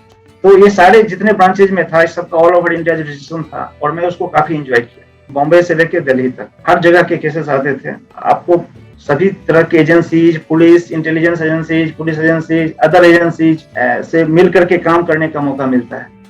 तो that's why I enjoyed all these branches due to their all over India jurisdiction. तो एक कहावत है बहुत पुरानी कि भी पावर के साथ रिस्पॉन्सिबिलिटीज भी आती है, आपका क्या विचार है इस कहावत के बारे में? पावर के साथ तो रिस्पॉन्सिबिलिटी आती है, लेकिन हमारे समझ से पावर सिर्फ काम करने के लिए दिया जाता है। आपको जो पावर मिलता है वो सिर्फ not for personal use. Power का हमेशा उपयोग ऑफिशियल ड्यूटी के निर्वहन के लिए किया जाना चाहिए। कुछ लोग नहीं करते हैं, बट उसी के लिए किया जाना चाहिए। जब आपको पावर दिया जाता है, तो आपको पुलिस पावर मिला। पुलिस पावर में आपको किसी को अरेस्ट करने का है, लेकिन अरेस्ट आप जिम्मेदारी के साथ कीजिए। जब देखिए कि उसके खिलाफ एविडेंस है, या जो भी कुछ अरेस्ट करने का मापदंड जो सुप्रीम कोर्ट ने फिक्स किया है, उस सब को देखने के बाद ही आप किसी को अरेस्ट करना चाहिए। पावर के साथ आपके साथ रिस्पॉन्सिबिलिटी जुड़ी हुई, मतलब you should use your power very judiciously. ऐसा नहीं कि पावर का मिसयूज नहीं होना चाहिए। तो हमारे समझ से पावर अगर किसी का भी बढ़ता है, चाहे वो हायर रैंक का ऑफिसर हो या लोअर रैंक का हो, पावर के साथ रिस्पॉन्सिबिलिटी जुड़ी हुई रहती है। अगर पावर के साथ रिस्पॉन्सिबिलिटी नहीं, तो पावर का तो मिसयूज होगा। तो इसलिए हमारे समझ से पावर का जुडिशियसली यूज करना चाहिए। मैं अपने लाइफ में भी कोशिश करता हूँ पावर का कभी मिसयूज नहीं। तो सब इंस्पेक्टर से deputy superintendent of police CBI तक की जर्नी अभी तक की कैसी रही है? काफी प्लीजेंट जर्नी रही। ऐसा ऑर्गेनाइजेशन में काम किया जिसमें काफी सीखने का अनुभव मिला। ये एक ऐसी ऑर्गेनाइजेशन है जिसमें आप बहुत कुछ सीख सकते हैं, और यहाँ का जो वर्क कल्चर है ना, इट इज अमेजिंग। मतलब मैं बहुत सारे ऑर्गेनाइजेशन में जाता हूँ, सीबीआई होने के नाते सभी ऑर्गेनाइजेशन से डॉक्यूमेंट्स लेना होता है, उससे डील करना होता है, लेकिन इसका जो वर्क कल्चर है ना, दैट इज यूनिक। मैं हमारे समझ से शायद इंडिया वर्ल्ड में किसी भी इन्वेस्टिगेटिंग एजेंसी का इतना अच्छा वर्क कल्चर नहीं है। और ऐसे डिसीजन मेकिंग सिस्टम जो है, एंड लीगल एडवाइस, आपको हर कदम पे लीगल एडवाइस मिले, ये इस चीज को यूनिक बनाती है इस ऑर्गेनाइजेशन। हमारा ये जर्नी है काफी लर्निंग का ये रहा। लर्निंग से जैसे किताब पढ़ने का शौक जगह, ज्यादा से ज्यादा पढ़ने का शौक जगह, कैसे लोगों को अंडरस्टैंड करने का शौक हुआ। और इससे क्या हुआ कि मैं बहुत सारे लोगों से जो इस तरह की एक्सपीरियंस मिले, इसी चलते मैं बुक्स भी लिख पाया। मेरा ये एक हॉबी था कि जब भी मैं कुछ सीखता हूँ कुछ नया, मैं उसको डायरी में नोट कर लेता हूँ।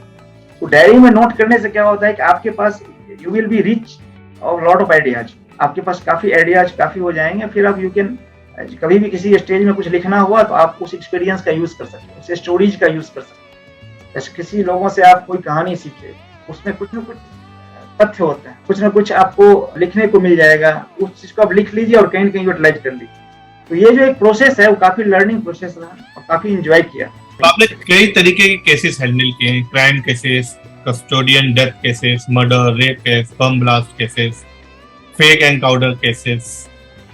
तो what's your style of investigation, और किस टाइप के केसेस हैंडल करने में आपको ज्यादा रुचि रहती है? देखिए, हमें कन्वेंशनल क्राइम के केसेस करने में अच्छा लगता है, ये मेरा पर्सनल व्यू है। हालांकि अभी मैं फाइनेंशियल क्राइम के भी केसेस कर रहा हूँ। वैसे तो आपको सब तरह के केसेस करने हैं, because you are police officer and any kind of investigation can be given to you. So but मेरा इंटरेस्ट कन्वेंशनल क्राइम केसेस नहीं रहा है। तो आपने अभी तक कई अवार्ड लिए हैं, तो एक तो क्या अवार्ड आपको मोटिवेट करता है, और अवार्ड का मतलब क्या है आपके लिए? देखिए, अवार्ड तो जब भी आप कोई केस को सोल्व करते हैं वही आपके लिए अवार्ड हो, क्योंकि एक केस जिससे आपके विक्टिम के फेस पे स्माइल देखते हैं जब, तो वही आपके लिए सबसे बड़ा अवार्ड है। और जब भी हम कोई केस की जांच करते हैं तो सबसे पहले हमारे माइंड में विक्टिम होता है कि जिस विक्टिम ने ये कॉम्प्लेन दिया है उसके साथ जस्टिस हो। और यही चीज हमें ऑनेस्टी के राह पे काम करने के लिए प्रेरित करती है। अगर कहीं पे हमें कॉम्प्रोमाइज नहीं करना है, अगर उसको जस्टिस देना है, और यही चीज हमें इंस्पायर करता है हार्ड वर्क के लिए। इवन रात में भी हम सोचते रहते हैं कभी कभी कि ये पॉइंट्स कैसे होगा, उस किलर तक हम कैसे पहुंचेंगे, उस एक्यूज को कैसे पकड़ना है। कभी कभी फॉरेन में रहते हैं वो लोग, कभी भाग जाते हैं, कभी एब्सकॉन्ड कर जाते हैं, कैसे एब्सकॉन्डर को पकड़ना है। तो एक तरह से ये सारे चीज, जब आपका स्टाइल ऑफ वर्किंग में यही होता है मेन कि आप विक्टिम को अपने नजर में रखिए। मैं तो हमेशा यही किया और यही चीज हमें हमेशा इंस्पायर करता रहा। तो अब और प्लस अपने टीम को कैसे आप इंस्पायर करके रखते हैं, मोटिवेट करके रखते हैं, इट इज इंपॉर्टेंट, बिकॉज आपको तो उसी से काम लेना है। टीम को आप कैसे इंस्पायर करते हैं, अपने से छोटे कलीग के साथ रेस्पेक्ट से आप बात कीजिए। उसका जो क्रेडिट है, उसने जो अगर कोई काम किया है, you must bring their contribution in the case, in the file. Knowledge में लाइए सीनियर्स को कि सर इसने ये काम किया है। लीडर्स का यही सबसे बड़ा क्वालिटी होना चाहिए, आप सभी के कंट्रीब्यूशन को प्रॉपर्ली अप्रिशिएट कीजिए। तो हमारे समझ से जितने भी रिवार्ड, जितने भी काम हम किए हैं जिसमें हमें केस सोल्व जब हो जाता है, वही हमारे लिए एक अवार्ड होता है, रिवार्ड होता है। हाँ, गवर्नमेंट या सीबीआई या कोई भी ऑर्गेनाइजेशन आपको अप्रिशिएट करती है, दैट इज एडिशनल रिवार्ड। तो जो भी ये मुझे रिवार्ड मिला, जैसे 2013 में मुझे CBID अवार्ड मिला, 2019 में मुझे होम मिनिस्टर्स मेडल और एक्सेलेंस इन इन्वेस्टिगेशन मिला, फिर मुझे पुलिस मेडल मिला। ये सब जो भी अवार्ड मुझे मिले, that is additional. I don't think कि इसका तुलना आप जब किसी केस को सोल्व जब आप कर लेते हैं, उससे आपको जितनी सेटिस्फेक्शन मिलती है, वो सेटिस्फेक्शन आप, जैसे IC 814 हाईजैकिंग केस था, उसमें जब हम लोग मिलने के लिए गए थे, जो रुपिन कत्याल को स्टेप कर दिया था हाईजैकर ने फ्लाइट में, उसकी बीवी से गुड़गांव में हम लोग उनकी वाइफ से मिलने के लिए गए थे, हनीमून मनाने के लिए गई हुई थी ये लोग काठमांडू, और उसके साथ इस तरह का घटना घट गया। तो उस तरह के केसेस को जब आप सोल्व करते हैं, जैसे एंटी सिख राइट केसेस में कई सारे इनोसेंट सिख पीपल मारे गए, उसकी विधवाओं से मैंने बात किया, लोगों की विधवाओं से, विटनेसेस से। तो जब आप उसके साथ जस्टिस करते हैं, तो आपको सबसे बड़ा अवार्ड लगता है क्या कि इससे बड़ा रिवार्ड क्या हो सकता है मेरे को। वाकई ये रिवार्ड, पुलिस मेडल और ये जो होम मिनिस्टर्स मेडल, ये सब हमारे समझ से कुछ नहीं है उसके सामने। ये तो आपको गवर्नमेंट रिकॉग्नाइज करता है, लेकिन आप डे टू डे इन्वेस्टिगेशन में आगे बढ़ते हैं किसी विक्टिम के स्माइल देने के लिए, तो ये चीज एक बहुत बड़ी अहमियत रखती है इन्वेस्टिगेशन, और वही हमें इंस्पायर भी करता है। अब एक अवार्ड तो आपको मिल गया, उससे आप मोटिवेट रहेंगे 5 साल तक, ऐसा नहीं होता है, क्योंकि एवरी ईयर एवरी डे आपको इंस्पायर होना है अपने काम से। तो वो जुनून तभी आती है जब आप ऑनेस्टली, इंटीग्रिटी और इम्पार्शियल होकर के काम करेंगे, विक्टिम को नॉलेज मिले। हमारे समझ से रिवार्ड का मतलब, जैसे मैं आपको समझाया, वही मेरे लिए रिवार्ड है। तो अभी तक आपने 3 बुक्स लिखी हैं, holy police, unholy policing, why we fail, prime minister killed और saved, and give your last drop, 108 easy and proven success mantra. तो क्या इंस्पिरेशन रही है इन बुकों को लिखने के पीछे? मैं थोड़ा सा थिंग्स को अलग ढंग से देखता हूँ, मतलब बचपन से ही इस तरह की आदत है कि किसी भी चीज को अलग ढंग से ऑब्जर्व करना। तो जैसे मैं बताया कि 1998 से ही अभी तक की जो सिलसिला था, इसमें काफी अनुभवों को लिखने की कोशिश कर रहा था, बट ये चीजें हो नहीं पा रही। तो अब आप कहिएगा कि इसके लिए क्या फैक्टर था जो आपको इंस्पायर किया। तो मैं एक चीज बताना चाहूंगा, मैं यहाँ पे जो सिस्टम के अंदर जो भी चीज देखता था, बहुत चीजें मुझे अच्छा नहीं लगता। तो जब मैं एक बार, मुझे US भेजा गया था, तो वहाँ पे मैं, एक शेरिफ ऑफिस है जहाँ पे, जैसे यहाँ पुलिस स्टेशन होता है, वहाँ पे मुझे जब हम लोगों को ले जाया गया था वहाँ पे दिखाने के लिए यहाँ की US की पुलिस कैसे काम करती है, तो वहाँ मैं एक ऑफिसर को देखा जो काफी सीनियर मोस्ट ऑफिसर थे, संजोग से उस टाइम वो आए थे।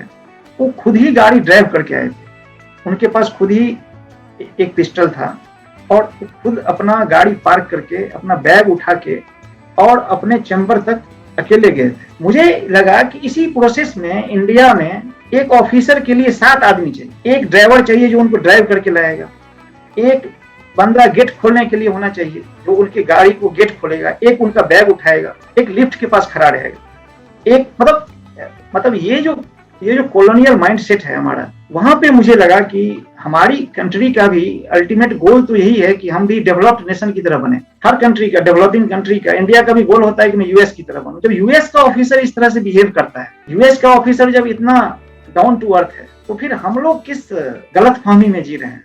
हम लोग इतना क्यों ईगो और इतना दिखाना और एक्सप्लॉयटेशन, अपने ही एम्प्लॉय का एक्सप्लॉइट कर रहे हैं उसको पर्सनल यूज के लिए।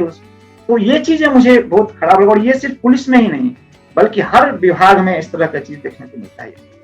आप चाहे कहीं भी चले जाइए, किसी भी रेलवे में चले जाइए, ऑडिट डिपार्टमेंट में चले जाइए, कहीं भी चले जाइए, तो ये चीज मुझे प्रेरित किया वहां पे कि मुझे कुछ लिखना चाहिए। तो जब मैं अपना फर्स्ट बुक लिख रहा था, होली पुलिस अनहोली पुलिस, उसमें मैं 50-60 पेज लिखने के बाद उसको फिर फाड़ दिया, क्योंकि मैं उस टाइम में फैक्चुअल टाइप का चीज लिख रहा था, लेकिन फैक्चुअल राइटिंग आप जॉब में रखते हुए नहीं लिख सकते। फिर मैंने सोचा कि इसको मुझे नॉवेल के तौर पे ही लिखना चाहिए, अपने अनुभव को। तो एक कैरेक्टर के माध्यम से फिर मैंने इस बुक को लिखा। इसमें एक कैरेक्टर माधव बना। माधव एक स्पिरिचुअल लड़का है जो एक धार्मिक बैकग्राउंड से आया है, जैसे उसके फादर मदर भी धार्मिक बैकग्राउंड में थे, वो रहा भी एक मंदिर पे रहा था, फिर वो हिमालय गया था। मतलब उसका एक ऐसा मैंने कैरेक्टर बनाया जो कि स्पिरिचुअल टाइप का। जब स्पिरिचुअल बंदा जब सिस्टम में घुसता है तो घुसने के बाद वो हर जगह रिएक्ट करता है। उसको जो ही चीज दिखता है, ये तो इक्वालिटी के अगेंस्ट है, ये लॉ ऑफ नेचर के अगेंस्ट है, ये लॉ ऑफ यूनिवर्स के अगेंस्ट है, तो वो हर जगह इंस्टेंटली रिएक्ट करता जाता। ट्रेनिंग से ही, ट्रेनिंग एकेडमी में घुसा, उसको लगा कि यार ये अलग अलग अनइक्वालिटी है। वो तो सोचा था अंदर सब कुछ एक जैसा होगा, सबको इक्वली ट्रीट किया जाता होगा। यहाँ तो सब कुछ डिफरेंट है, मेस भी डिफरेंट है, रूम्स भी डिफरेंट है, क्लासेस भी डिफरेंट है। मतलब यहाँ तो हर जगह डिफरेंसेस। मतलब इस तरह से ये कैरेक्टर हर जगह जो भी उसको लगा कि जो भी रिफॉर्म्स किया जा सकता है, वो एक कहानी के माध्यम से। इसमें 2-3 कैरेक्टर है। एक तो आरुषि है जो कि माधव एक सब इंस्पेक्टर है, आरुषि एक डीएसपी का कैरेक्टर में है, और 2-3 और माधव के कलीग हैं जो कि आप उन्हीं के बीच में जो बातचीत होती है उसी से ये कहानी आगे बढ़ता है। और ये मार्वेलस रिफॉर्म्स लाता है सिस्टम। जहां कहीं भी जैसे किसी के घर पे अगर कोई कांस्टेबल काम कर रहा है या तो उसको ये वापस लाने का कोशिश करता है, उसके लिए ये सत्याग्रह करता है। मतलब एक अपने तरीका से वो रिफॉर्म्स लाने का कोशिश करता है सिस्टम। तो इस तरह से फिर जब वो सिस्टम में ज्वाइन करता है ट्रेनिंग के बाद, वहां भी वो काफी सारा रिफॉर्म्स लाता है। इस तरह से ये कहानियां बढ़ती है। और इस कहानी का स्टार्ट होता है पाकिस्तान के होम मिनिस्टर के ऑफिस। पाकिस्तान के होम मिनिस्टर के ऑफिस में होम मिनिस्टर ये आदेश करता है कमांडर इन चीफ को कि देखो, इंडिया में सारे बड़े बड़े पोस्ट पे स्पिरिचुअल लीडर ही बैठा हुआ है, चाहे प्राइम मिनिस्टर हो, चाहे चीफ मिनिस्टर हो। और वहां के एक पुलिस एजेंसी में भी एक कैरेक्टर है जो स्पिरिचुअल है और वो पूरा सिस्टम में चेंज ला रहा है। तो तुम उससे क्यों नहीं सीखते हो? हम लोग जो खाली ये ट्रेडिस्ट एक्टिविटीज में लगे हुए हैं, तो स्पिरिचुअल चीज के पीछे क्या लॉजिक है, उसको बुला करके उसको लाओ कैसे भी यहाँ पे, और उससे मूल मंत्र पूछो कि सक्सेस का राज क्या है। तो जब उनके लोग इसको किडनैप करके ले जाता है माधव कैरेक्टर, और माधव जब सारी बातें बताता है कि ऐसे ऐसे मैंने वहां पे सिस्टम में रिफॉर्म लाया, वही पूरी उसका जो स्टेटमेंट है, जो स्टोरी नरेट करता है, वही ये पूरा बुक है कि मैं ऐसे ऐसे मैं पला बढ़ा, ऐसे सिस्टम में गया, ऐसे ऐसे चेंज किया। और उसके बाद उसके टीचिंग से मैं बुक में ये दिखाया हूँ तो पाकिस्तान में काफी रिफॉर्म्स आए। उसका जो टेररिस्ट एक्टिविटीज था, उसका पुलिसिंग का जो सोच था, वो बदला था। क्योंकि ये कैरेक्टर जो है ना हमारा, इसमें ये इंटरपोल में जाकर के एक स्पीच दिया जिसमें 193 कंट्रीज के पुलिस ऑफिसर्स लोग आए थे।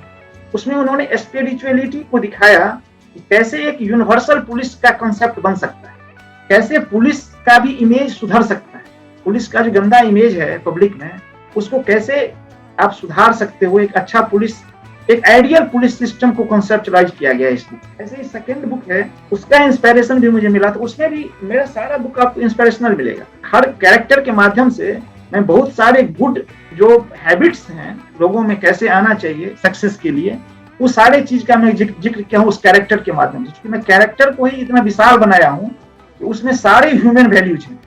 ऐसे ही सेकंड बुक में भी एक ऑर्डिनरी आदमी, एक आइलैंड से एक गरेड़िया कैसे प्राइम मिनिस्टर बनता है कंट्री का, और कैसे उसको मारने की साजिश होती है क्योंकि वो प्राइम मिनिस्टर बन के इतना बड़ा रिफॉर्म लाने की कोशिश करता है सिस्टम में। तो उस सिस्टम में रिफॉर्म्स लाने के सिलसिले में ये कैरेक्टर, ये भी कैरेक्टर स्पिरिचुअल ही है। ये भी कैरेक्टर सिस्टम, चूंकि हम स्पिरिचुअल कैरेक्टर इसलिए बनाए क्योंकि हमें ये लगा कि कहीं ना कहीं सिस्टम में ऑफिसर्स या हम सभी लोग कुछ स्पिरिचुअल थिंग को मिस कर रहे हैं, इसलिए हम लोग इतने अनकाइंड हो जाते हैं। इतने अच्छे ट्रेनिंग के बावजूद भी हम डिजॉनेस्ट क्यों हो जाते हैं, हम क्यों अनकाइंड होते हैं, हम क्यों पब्लिक के साथ ठीक से डील नहीं कर पाते। इसका मतलब कहीं ना कहीं ऑफिसर्स की ट्रेनिंग में कुछ न कुछ कमी है। इसलिए अगर स्पिरिचुअल फीलिंग लोगों में आ जाए कि कैसे हमें, जैसे ऑनेस्ट डिसऑनेस्ट हम क्यों होते हैं, ऑनेस्टी हमें खत्म हो जाती है, उसका रीजन है कि हमारे में ह्यूमन वैल्यूज खत्म हो गए, दूसरे के पैसे को खाने का हमको चेष्टा हुई, हम कैसे खाएं अपने अपने। तो ये सब चीजों को मैं स्पिरिचुअल कैरेक्टर बनाया। सेकेंड बुक में भी मैं उसी स्पिरिचुअल कैरेक्टर के माध्यम से ही ये दिखाने का कोशिश किया हूँ कि अभी भी हमारी इंटेलिजेंस एजेंसीज जो है वो अभी भी कमजोर है, और इंटेलिजेंस एजेंसीज कैपेबल नहीं होने के कारण हमारे प्राइम मिनिस्टर भी अनसेफ हैं।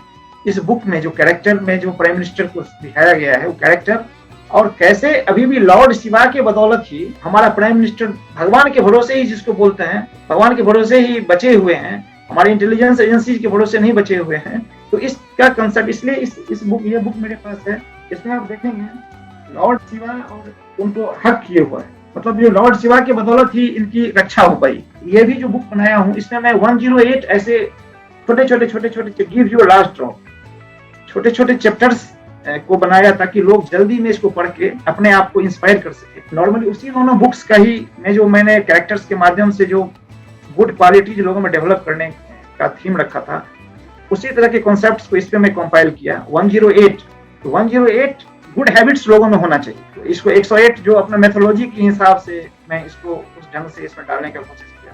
तो इसमें जब भी कोई आदमी 2-4 चैप्टर पे बहुत सारे फीडबैक मेरे को आ रहे हैं। लोग आज भी एक आया था मैसेज मेरे को नोएडा से, किसी ने भेजा था कि ऐसे ऐसे सर मैं आपका बुक पढ़ा, 4th पेज जो है उसमें जो आपने दिया है वो मुझे बहुत सूट किया, मैं बहुत इंस्पायर हुआ। मतलब लोग चैप्टर का नाम भी लिख के भेज रहे हैं, ये चैप्टर से मुझे काफी इंस्पिरेशन मिली। तो ये काफी लॉट ऑफ सेटिस्फेक्शन देता है। तो मुझे जो इंस्पिरेशन मिली इस बुक की, वो मैं जो अपने, आपके पास तो आइडियाज आते हैं, आप जिस लोगों से मिलते हैं, जिस कल्चर में रहते हैं, जिस सोसाइटी में जो आप देख रहे हैं, उसी से वही रिफ्लेक्ट होता है। या जो बुक्स आप पढ़ते हैं उससे वो सारे आइडियाज आते हैं। तो नॉर्मली मेरे जो आइडियाज आए, मैं जो प्रोफेशनल लाइफ में काम किया, उसी से मुझे जो सिस्टम में कमियां लगी वही मेरा मेन इंस्पिरेशन, और उसी को करेक्ट करने के लिए मैं कोशिश किया हूँ कि इस बुक्स को लिखूं, और इस बुक्स के माध्यम से जो भी कोई सीनियर ऑफिसर्स हैं, जो भी कोई ब्यूरोक्रेट्स हैं, या जो भी कोई पॉलिसी मेकर्स हैं, अगर कभी उनकी निगाह पड़ी तो वो लोग भी ये सोचेंगे कि इसमें जो भी कुछ रिफॉर्म सजेस्ट किया गया है उसको अपनाने का कोशिश करने का, इस जनरेशन में नहीं, नेक्स्ट जनरेशन में। लेकिन एक मैं आइडियल जो सिस्टम होना चाहिए उसको एक कॉन्सेप्चुअलाइज किया हूँ इस बुक्स में। गॉड नोज कब इस तरह की चीजें होगी हमारे जनरेशन में, मेरे जिंदा होते हुए ये रिफॉर्म्स आ जाए या बाद में आए, but I am trying to do my best. My 4th book is also in the pipeline, और इसलिए मेरे सारे पोएम्स भी आप देखेंगे, पोएम्स भी जो मैं लिखता हूँ इसी तरह की चीज पे होता है, रिफॉर्म्स पे। मतलब मैं जैसे लव स्टोरी नहीं लिखता हूँ, मैं ऐसा चीज लिखता हूँ जो कि लोगों के लाइफ में थोड़ा डिफरेंस है। मतलब सिर्फ entertainment is not my purpose. मेरा जो भी बुक आप पढ़ेंगे उसमें कुछ न कुछ रिफॉर्म्स आपको दिखेगा, कि आप कहानी में कैरेक्टर के हिसाब से ये स्टोरी जाता है, बट साइड बाय साइड आपको लगेगा कि कुछ न कुछ बंदा ये सोशल रिफॉर्म्स लाने का कोशिश करता है। एक रिफॉर्मर की तरह मेरा ये बुक है। तो जो भी लोग इसको पढ़ता है वो इतना अटैच्ड रहता है, मतलब शुरू से अंत तक उस कैरेक्टर को फॉलो करता है। मतलब बहुत रीडर्स ने मुझे कहा है कि मैं शुरू से अंत तक आपका बुक एक स्ट्रेच में पढ़ा हूँ, तो बहुत सेटिस्फेक्शन मिलता है। अगर इस तरह का फ्लो आप बुक में ले पाए माँ सरस्वती की कृपा से, तो it's a great achievement. Hope कि रीडर्स लोग इसे लाइक करेंगे आपके चैनल के माध्यम से। मैं अपनी ऑफिसर और ऑथर दोनों लाइफ को आप कैसे मेंटेन करते हैं? मैं आपको बताया कि ये सारे एक्सपीरियंस मुझे इसी से, अपने प्रोफेशनल लाइफ से ही आ रहा है, क्योंकि मैं डिफरेंट वॉक्स ऑफ लाइफ के पीपल से मिलता हूँ, लोगों से बात करता हूँ। तो मेरे पास आइडियाज की कमी नॉर्मली नहीं रहती। मैं जब किसी बुक को स्टार्ट करता हूँ तो ठीक है, उसमें मुझे थोड़ा रिसर्च भी करना पड़ता है, बट आइडियाज की कमी नहीं रहती है। इसके लिए मैं पहले भी कहीं पे बताया हुआ हूँ कि मैं एक टेड टॉक सुना था। उस टेड टॉक पे एक राइटर थे जो कहे थे कि how to write a book. जब ये बुक लिखना मैं शुरू नहीं किया था, उस टाइम की बात है, उन्होंने कहा था कि आप डेली 200 वर्ड्स लिखिए। 200 वर्ड्स मीन्स 1.5 पेज होता है, 1 से 1.5 पेज। अगर आप 200 वर्ड्स डेली लिखते हैं तो 30 दिन के बाद आपके पास 6000 वर्ड हो गया, और यही चीज 6 महीना के बाद 36,000 वर्ड, और 1 साल के बाद आपको 72-73,000 वर्ड, जो एक फिक्शन के लिए 70-80,000 वर्ड होना चाहिए। अगर आप कंसिस्टेंटली 200-250 वर्ड लिखते हैं तो, और हमारे समझ से 200-250 वर्ड लिखने के लिए 1-1.5 घंटा चाहिए, जो कि मैं प्रोफेशनल लाइफ में भी मैं बहुत अच्छा से काम करता हूँ। जब से मैं बुक लिखना शुरू किया हूँ तब से मेरी और इन्वेस्टिगेटिव स्किल्स बढ़ गई है, मैं ये देख रहा हूँ। और मैं 1-1.5 घंटा टाइम निकाल करके घर पे भी, शाम में, मॉर्निंग में, रात में, कभी भी मैं, बट डेली मैं लिखता हूँ, कुछ न कुछ मैं डेली लिखता हूँ। और ये हैबिट जो है ना, इसी से मुझे और कॉन्फिडेंस भी आया। जब मैं इतना बिजी शेड्यूल के बाद भी, जब ये मैं बुक लिखा, उसी टाइम में मुझे होम मिनिस्टर से अवार्ड मिला। मैं एक बहुत अच्छा केस को सोल्व किया था, और उसी टाइम में मुझे पुलिस मेडल भी मिला बुक लिखने के बाद। बुक से उसका कोई लेना देना नहीं उस अवार्ड का, लेकिन कहने का मतलब आप प्रोफेशनल लाइफ और राइटर्स के लाइफ को एक साथ भी जी सकते, लेकिन आप में थोड़ा सा फोकस्ड रहना पड़ेगा आपको, कमिटमेंट के साथ कंसिस्टेंटली 150-200 वर्ड आप डेली लिखिए। इस तरह से आपको हैबिट डेवलप करनी, और हैबिट डेवलप करने के साथ बहुत सारे ऐसे स्किल्स हैं, जैसे मॉर्निंग उठना, आपको एक्सरसाइज करने के बाद नेचुरली डोपामिन रिलीज होता है, जिसको प्लेजर ड्रग बोलते हैं। उसके बाद आप लिखने बैठेंगे तो बहुत सारे आइडियाज आपको आते हैं। तो देखो, लाइक अट्रैक्ट्स लाइक, जैसा आप सोचेंगे वैसे ही आइडियाज आना शुरू हो जाते हैं। तो ये सब सारे टिप्स मैंने बहुत सारे बुक्स से सीखा और उसको मैं अडॉप्ट किया। जैसे रोबिन शर्मा का एक बुक है 5 AM क्लब, उसमें कैसे 5 AM में उठने से फायदा होता है, उस सब चीज को मैं अडॉप्ट किया। तो मैं सुबह अर्ली उठ जाता हूँ 5 o'clock, 5:30 में मैं जिम पहुंच जाता हूँ, 6:30 तक मैं जिम करता हूँ, और वहां से आने के बाद मैं फिर 1.5 घंटा लिखता हूँ। इसी टाइम को आदमी 6-6:30 बजे उठे, उस टाइम को बर्बाद करे, आराम से पेपर पढ़े, तो टाइम आराम से वेस्ट हो जाता है। 8:30 बजे तक फिर आपको ऑफिस निकलना है। लेकिन उसी टाइम को मैं अपने हेल्थ के लिए भी देखा, और हेल्थ को मेंटल, जब आप स्वेट होते हैं तो डोपामिन रिलीज होता है, न्यूरोट्रांसमीटर, तो आपको बहुत सारे आइडियाज आते हैं। तो ये थॉट्स के बेसिस पे मैं काम करता हूँ, और सुबह सुबह मैं काफी अच्छा आइडियाज के साथ अभी भी लिखता हूँ। दोनों चीज के बीच में सामंजस्य बैठाने में कोई भी परेशानी कभी नहीं आई। तो आपके हिसाब से सक्सेस को अचीव करने में हार्डवर्क, स्मार्ट वर्क और लक का क्या योगदान रहता है? लक तो मैं मानता नहीं हूँ, मैं सोचता हूँ स्मार्ट वर्क तो बहुत जरूरी है, लेकिन हार्ड वर्क भी जरूरी है। बिना हार्ड वर्क के आप कुछ अचीव नहीं कर सकते, क्योंकि किसी भी चीज को जब तक आप बार बार नहीं करेंगे, ज्यादा लंबे टाइम तक नहीं करेंगे, तब तक वो आपका हैबिट का पार्ट नहीं होगा। और ये हार्ड वर्क से ही संभव है, क्योंकि अमेरिका में भी एक रिसर्च हुआ है कि 66 डेज तक जब आप एक ही काम करेंगे लगातार, वो आपका हैबिट बन जाएगा। तो हैबिट बनने के लिए आपको उसी चीज को कंसिस्टेंटली लॉन्ग टाइम तक करना पड़ेगा, तभी आपका वो बैड हैबिट हटेगा और गुड हैबिट उसकी जगह पर रिप्लेस होगा। तो हार्ड वर्क तो बहुत जरूरी है। हार्ड वर्क के बाद भी, जैसे अब यूपीएससी का भी आप तैयारी करते हैं, तो जब तक आप उसी चीज को बार बार रिवाइज नहीं करेंगे, सिलेक्टेड मटेरियल्स को, मटेरियल फैलाने की जरूरत नहीं होती है। जैसे टॉपर्स लोग बोलते हैं कि कम ही मटेरियल को पढ़िए, सिलेक्टेड पढ़िए, और उसको बार बार रिवाइज कीजिए। बार बार रिवाइज करने में हार्ड वर्क लगता है। स्मार्ट वर्क तो ठीक है, you should be systematic and scientifically you should read. आप जैसे क्या है कि स्मार्ट वर्क हुआ, जैसे कि मैं किसी से बात किया, हमारा मेमोरी बहुत वीक होता है। आपने किसी से बात किया, कुछ न्यू आइडिया है, तुरंत आप डायरी में लिख लीजिए, दिस इज स्मार्ट वर्क। आप अगर मेमोरी पे छोड़ देंगे, जब आप बुक लिखने बैठेंगे वो चीज आपको नहीं आएगा, क्लिक नहीं करेगा। जब क्लिक नहीं करेगा आप लिख नहीं पाएंगे। स्मार्ट वर्क ये हुआ कि आप बात कर रहे हैं, केस के विषय में भी पूछ रहे हैं, और आपको अगर कुछ ऐसा क्लिक किया, ये चीज हमारी स्टोरी बन सकती है, तो you can also right that idea in your notebook.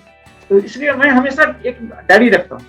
तो this is smart work. But hard work and smart work दोनों जरूरी है। Hard work for inculcating good habits, smart work means systematic और साइंटिफिकली काम करना, ये हो गया स्मार्ट वर्क। लेकिन हार्ड वर्क और स्मार्ट वर्क दोनों जरूरी है हमारे समझ से। तो तीनों बुक जो आपने लिखी है, उसमें तीनों बुक में से सबसे फेवरेट चैप्टर आपका कौन सा रहा? तीनों बुक में, जैसे ये फर्स्ट बुक है होली पुलिस, इसमें तो where the monk is born, ये पहला चैप्टर है, ये मुझे बहुत अच्छा लगा। इसमें कैरेक्टर एक मॉन्क की तरह है, स्पिरिचुअल कैरेक्टर है। तो वो जहाँ बॉर्न हुआ था, जिस एरिया में, जिस परिवेश में, उसका कैसा माहौल था, वो कैसे उसके कैरेक्टर को सेव किया। तो ये जो चैप्टर है where the monk is born, उसको मैं काफी लाइक करता हूँ।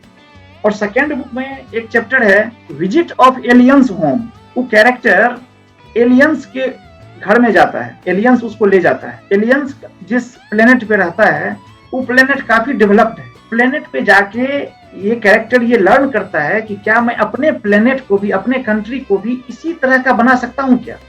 तो वहां जाकर के मेरा एक इमेजिनरी कॉन्सेप्ट है कि एलियंस का कैसा घर होगा, उस घर को मैं उसमें डिस्क्राइब किया हूँ और वैसा ही स्टेट में यहाँ देखना चाहता हूँ।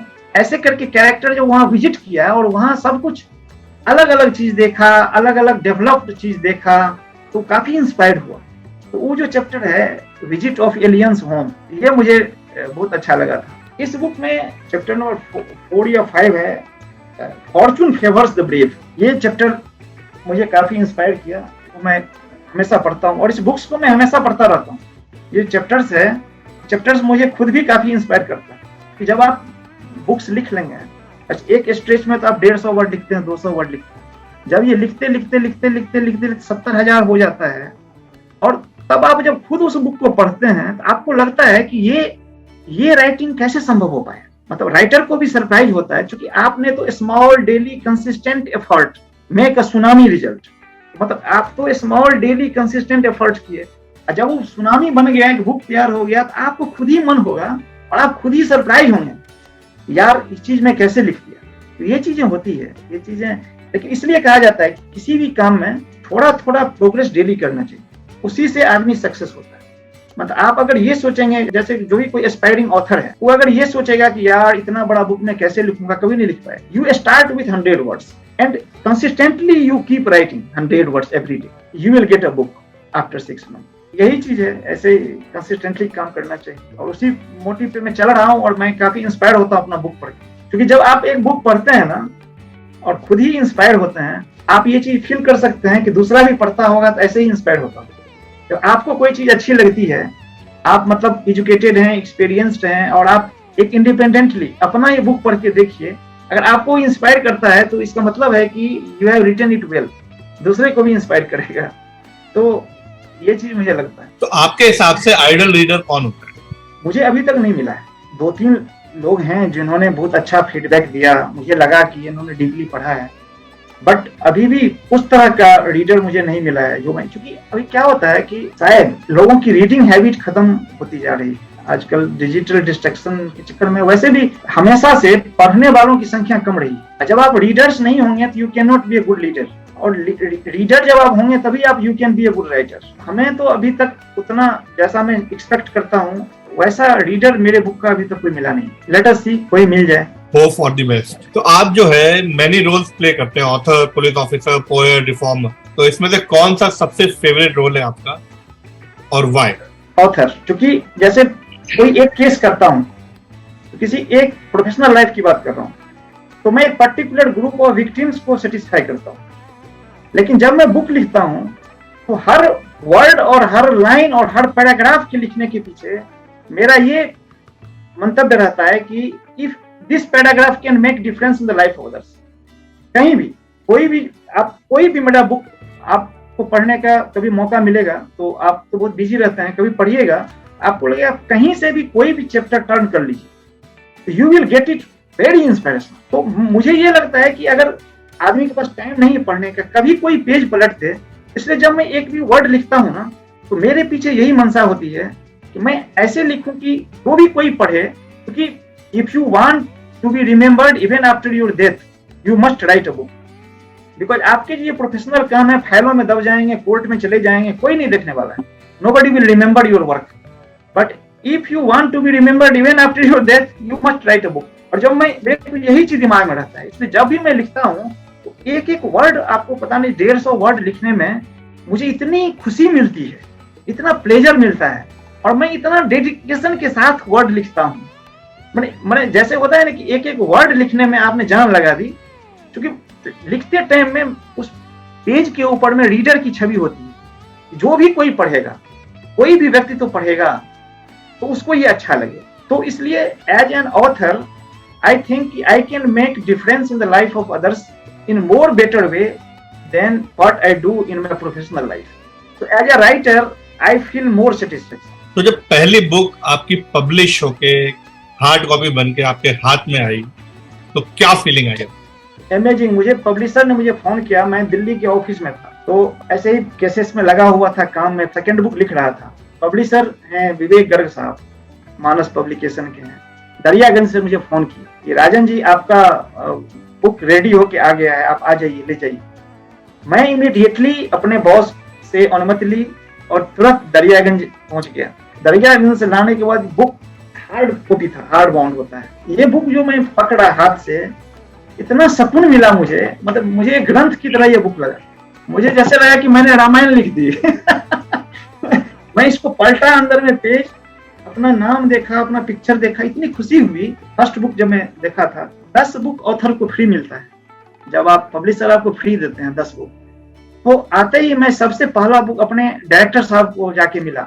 आते ही ऑफिस में मैं डायरेक्टर साहब से मिला और उनको मैं एक कॉपी दी। साहब बहुत खुश हुए और उनको लगा कि मेरा एक सबऑर्डिनेट एम्पावर्ड हुआ, इतना ऑथर हुआ, तो एक बुक लिखा। तो सीनियर्स को भी काफी खुशी होती है और उनको भी कहने के लिए होता है कि देखो मेरे ऑर्गेनाइजेशन में मतलब राइटर भी हैं। घर पे भेजा अपने पापा के पास, ये उनको भी बहुत खुशी हुई, क्योंकि हमारे फैमिली में न कोई पुलिस ऑफिसर हुआ था न कोई ऑथर हुआ था।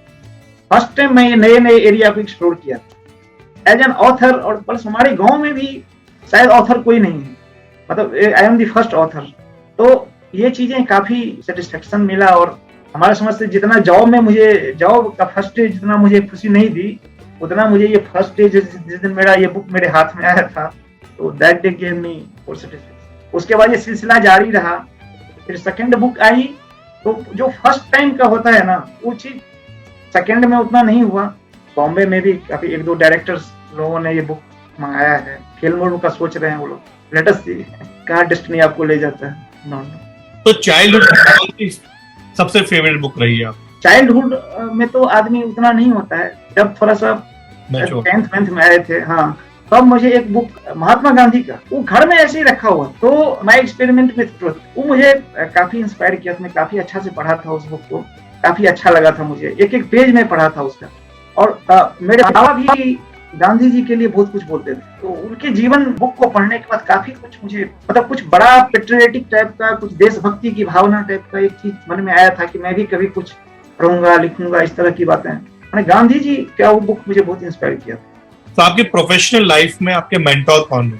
सर मैं एक ही आदमी को मानता हूँ, जो मैं कहा ना कि ऐसी 814 हाईजैकिंग केस जब मैं गया था, ज्वाइन किया था, उस टाइम में श्री एम नारायणन थे, जो हमारे एसएसपी हुआ करते थे, अभी तो रिटायर हो गए हैं एज ज्वाइंट डायरेक्टर। संजोग से वो दिल्ली में, द्वारका में मेरे ही घर के आसपास रहते हैं। जब भी जाता हूँ अभी भी उनसे आशीर्वाद लेता हूँ।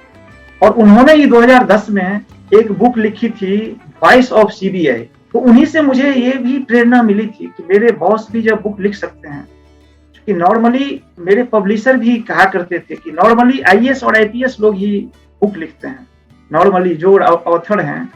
तो उन्होंने, जब मैं भी अपने बुक का मैन्युस्क्रिप्ट भेजा था, तो उन्होंने, पब्लिशर ने अपने फादर से पढ़वाया था ये बुक। तो उनके फादर ने कहा था कि this is an imaging book, और ये एक कोई नीचे का ऑफिसर लिखा है, सारी बातें सिस्टम के विषय में लिखा है, यू मस्ट पब्लिश इट। तो कोई भी ऑथर, फर्स्ट ऑथर को तो कोई पब्लिश ही नहीं करता है, आप घूमते रहिए, कोई नहीं पब्लिश करे। मानस पब्लिकेशन ने ये बुक पढ़ते ही मुझे कहा कि I have selected your, you come and discuss. मुझे इतनी सुकून मिली थी।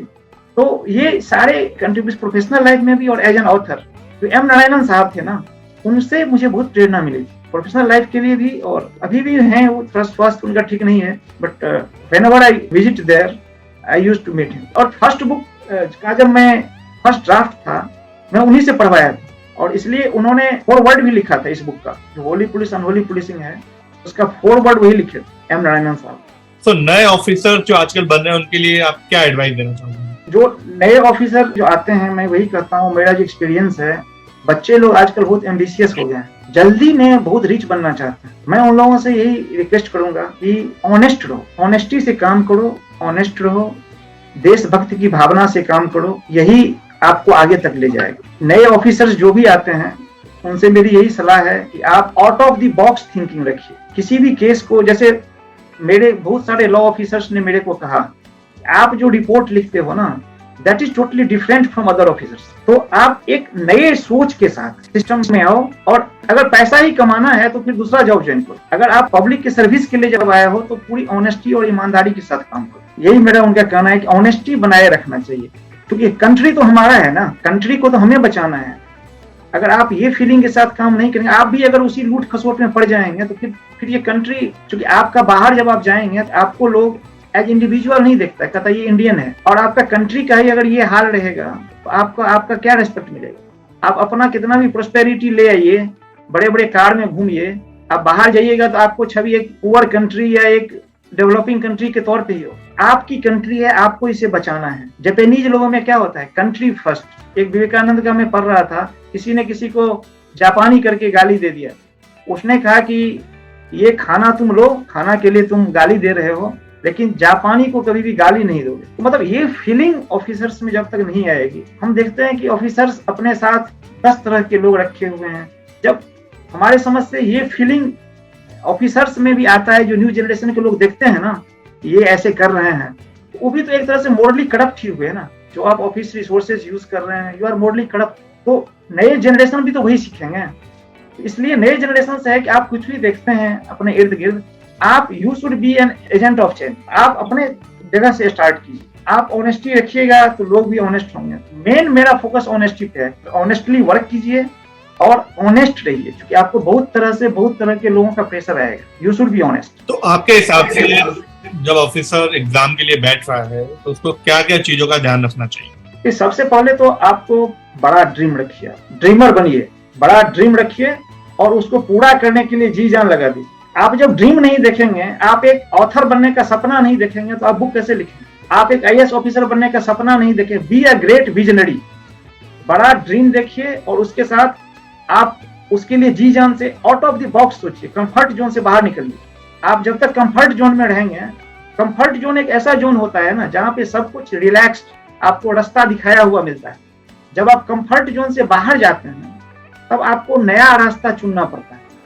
उस टाइम में लोग फिर वापस भागना चाहते हैं, अरे यार ये तो डार्क है पूरा, कैसे बढ़ूंगा आगे।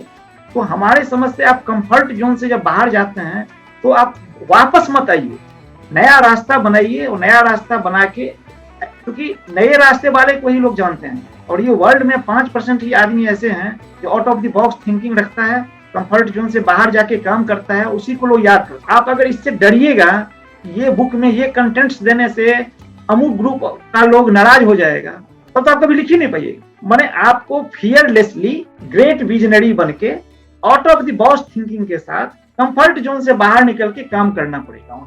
चाहे वो एग्जाम हो, चाहे प्रोफेशनल लाइफ हो, चाहे पर्सनल लाइफ, सबके लिए मेरा यही संदेश है। जो नए नए अभी अफसर नहीं भी हैं, जो अभी खाली ग्रेजुएशन पास करके प्रोफेशनल लाइफ में एंटर कर रहे हैं, उनको आप क्या बोलना चाहेंगे? ऑनेस्टी सबसे बड़ी जरूरत की चीज है। तो आजकल ना आप काम में ऑनेस्टी रखते हैं और ना आपके आचरण में ऑनेस्टी होता है। आप ऑनेस्ट रहिएगा तभी आपकी कंट्री का प्रोग्रेस होगा, और नेशन का प्रोग्रेस होगा, आपका प्रोग्रेस होगा, आपके फैमिली का प्रोग्रेस होगा। आपको जितना वेज मिलता है उसमें आप सेटिस्फाई रहिए, उसी में काम कीजिए। अदरवाइज गवर्नमेंट सर्विस मत ज्वाइन। अगर आपको पैसा ही कमाना है, सर्विसेज सेकेंड प्रायोरिटी है, तो आप पब्लिक लाइफ में मत आइए। फिर आप कोई कॉर्पोरेट लाइफ ज्वाइन कीजिए जहां पर आपको ज्यादा पैसा देता है। अगर आप गवर्नमेंट जॉब में आते हैं तो आपको देशभक्त होना चाहिए, ऑनेस्ट होना चाहिए, ऑनेस्टी के साथ काम करना चाहिए। ठीक है, काम आप थोड़ा बहुत कम भी जानते हैं, बट आप ऑनेस्ट रहिए। काम आप थोड़ा कम कर लीजिए, बट देश के लिए काम कीजिए, ऑनेस्टी के साथ काम। यही मेरा है। और मेरे दोनों कैरेक्टर में बुक में भी इसलिए उसी हिसाब से कॉन्सेप्टलाइज किया।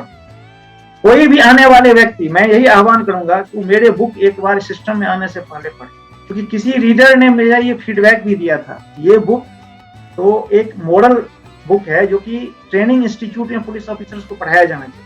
तो मेरा यही है कि इंटीग्रिटी, मेंटेन योर इंटीग्रिटी। तो आजकल देखा गया है जो नए अफसर, खासतौर से जो आईपीएस लेवल के बन रहे हैं, उनमें एक तो पावर का वो नशा बहुत जल्दी आ जाता है और अपने गुस्से पे कंट्रोल नहीं रहता है। तो उनके लिए आप क्या बोलना चाहोगे कि गुस्से के टाइम में अपना डिसीजन उनको कैसे लेना चाहिए?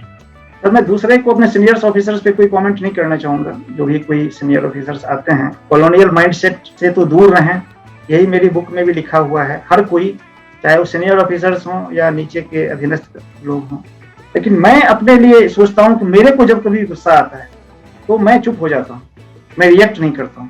क्योंकि मैं सोचता हूँ कि जिस चीज को लेकर मुझे गुस्सा आ रहा है वो तो उसके ऊपर है, उसके कंडक्ट के कारण ये हो रहा है, बट रिएक्ट कैसे करना चाहिए तो मेरे ऊपर है। तो मैं उस टाइम में क्या करता हूँ, चुप हो जाता हूँ। थोड़ी देर के बाद फिर उसी चीज को देखता हूँ तो सब कुछ नॉर्मल सा दिखता है। तो इसलिए उस टाइम में रिएक्ट करना आपके ऊपर है, दूसरा क्या बोल रहा है इस पे आपका कंट्रोल नहीं है, बट आप कैसे रिएक्ट करते हैं ये आपके ऊपर है। तो एक मंत्रा अपना लो, चुप बैठ जाओ, कुछ बोलो ही मत उस टाइम में। तो ये मेरा टैक्टिक्स है। बट कोई भी आदमी एम्बिशियस होना अच्छी बात है, बट एम्बिशियस होके आप सिस्टम में एक्सप्लॉइट कर रहे हैं लोगों को, या कॉलोनियल माइंडसेट से काम कर रहे हैं, आप में देशभक्त की भावना नहीं है, आप सरकार का के फंड का मिसयूज कर रहे हैं, तो ये तो हमारे समझ से इमोरलिटी हुआ और डिजॉनेस्टी। तो जब भी आप कोई पब्लिक प्रॉपर्टी का यूज कर रहे हैं, मिसयूज कर रहे हैं, तो आपको इतना सोचना चाहिए ये चीजें हमें मिसयूज करने के लिए नहीं बनी है। ये जो कोई एम्प्लॉय को हम अपने पर्सनल यूज के लिए काम करा रहे हैं, उसका काम कुछ और है, वो भी पब्लिक सर्वेंट है। ये भावना जब तक नहीं आएगी तब तक तो फिर आप वो लोग डिजोनेस्ट ही कहेगा और इमोरल ही कहेगा, भले ही आप कितने बड़े पोस्ट पे चले जाए। जब आप अफसर बने उससे पहले आपका जब इंटरव्यू हुआ, तो इंटरव्यू का एक्सपीरियंस शेयर करिए। एक्चुअली उस टाइम में मैं यूपीएससी का भी तैयारी कर रहा था। मैं जैसे आपको कहा था मैं मेंस वगैरह लिखा था, हिस्ट्री मेरा ऑप्शनल था, और उसी टाइम में सीबीआई का इंटरव्यू आ गया। तो इंटरव्यू में जो भरना पड़ता है कि आपका हॉबी क्या है, तो उसमें मैं भर दिया था कि भारतीय इतिहास के अध्ययन में रुचि।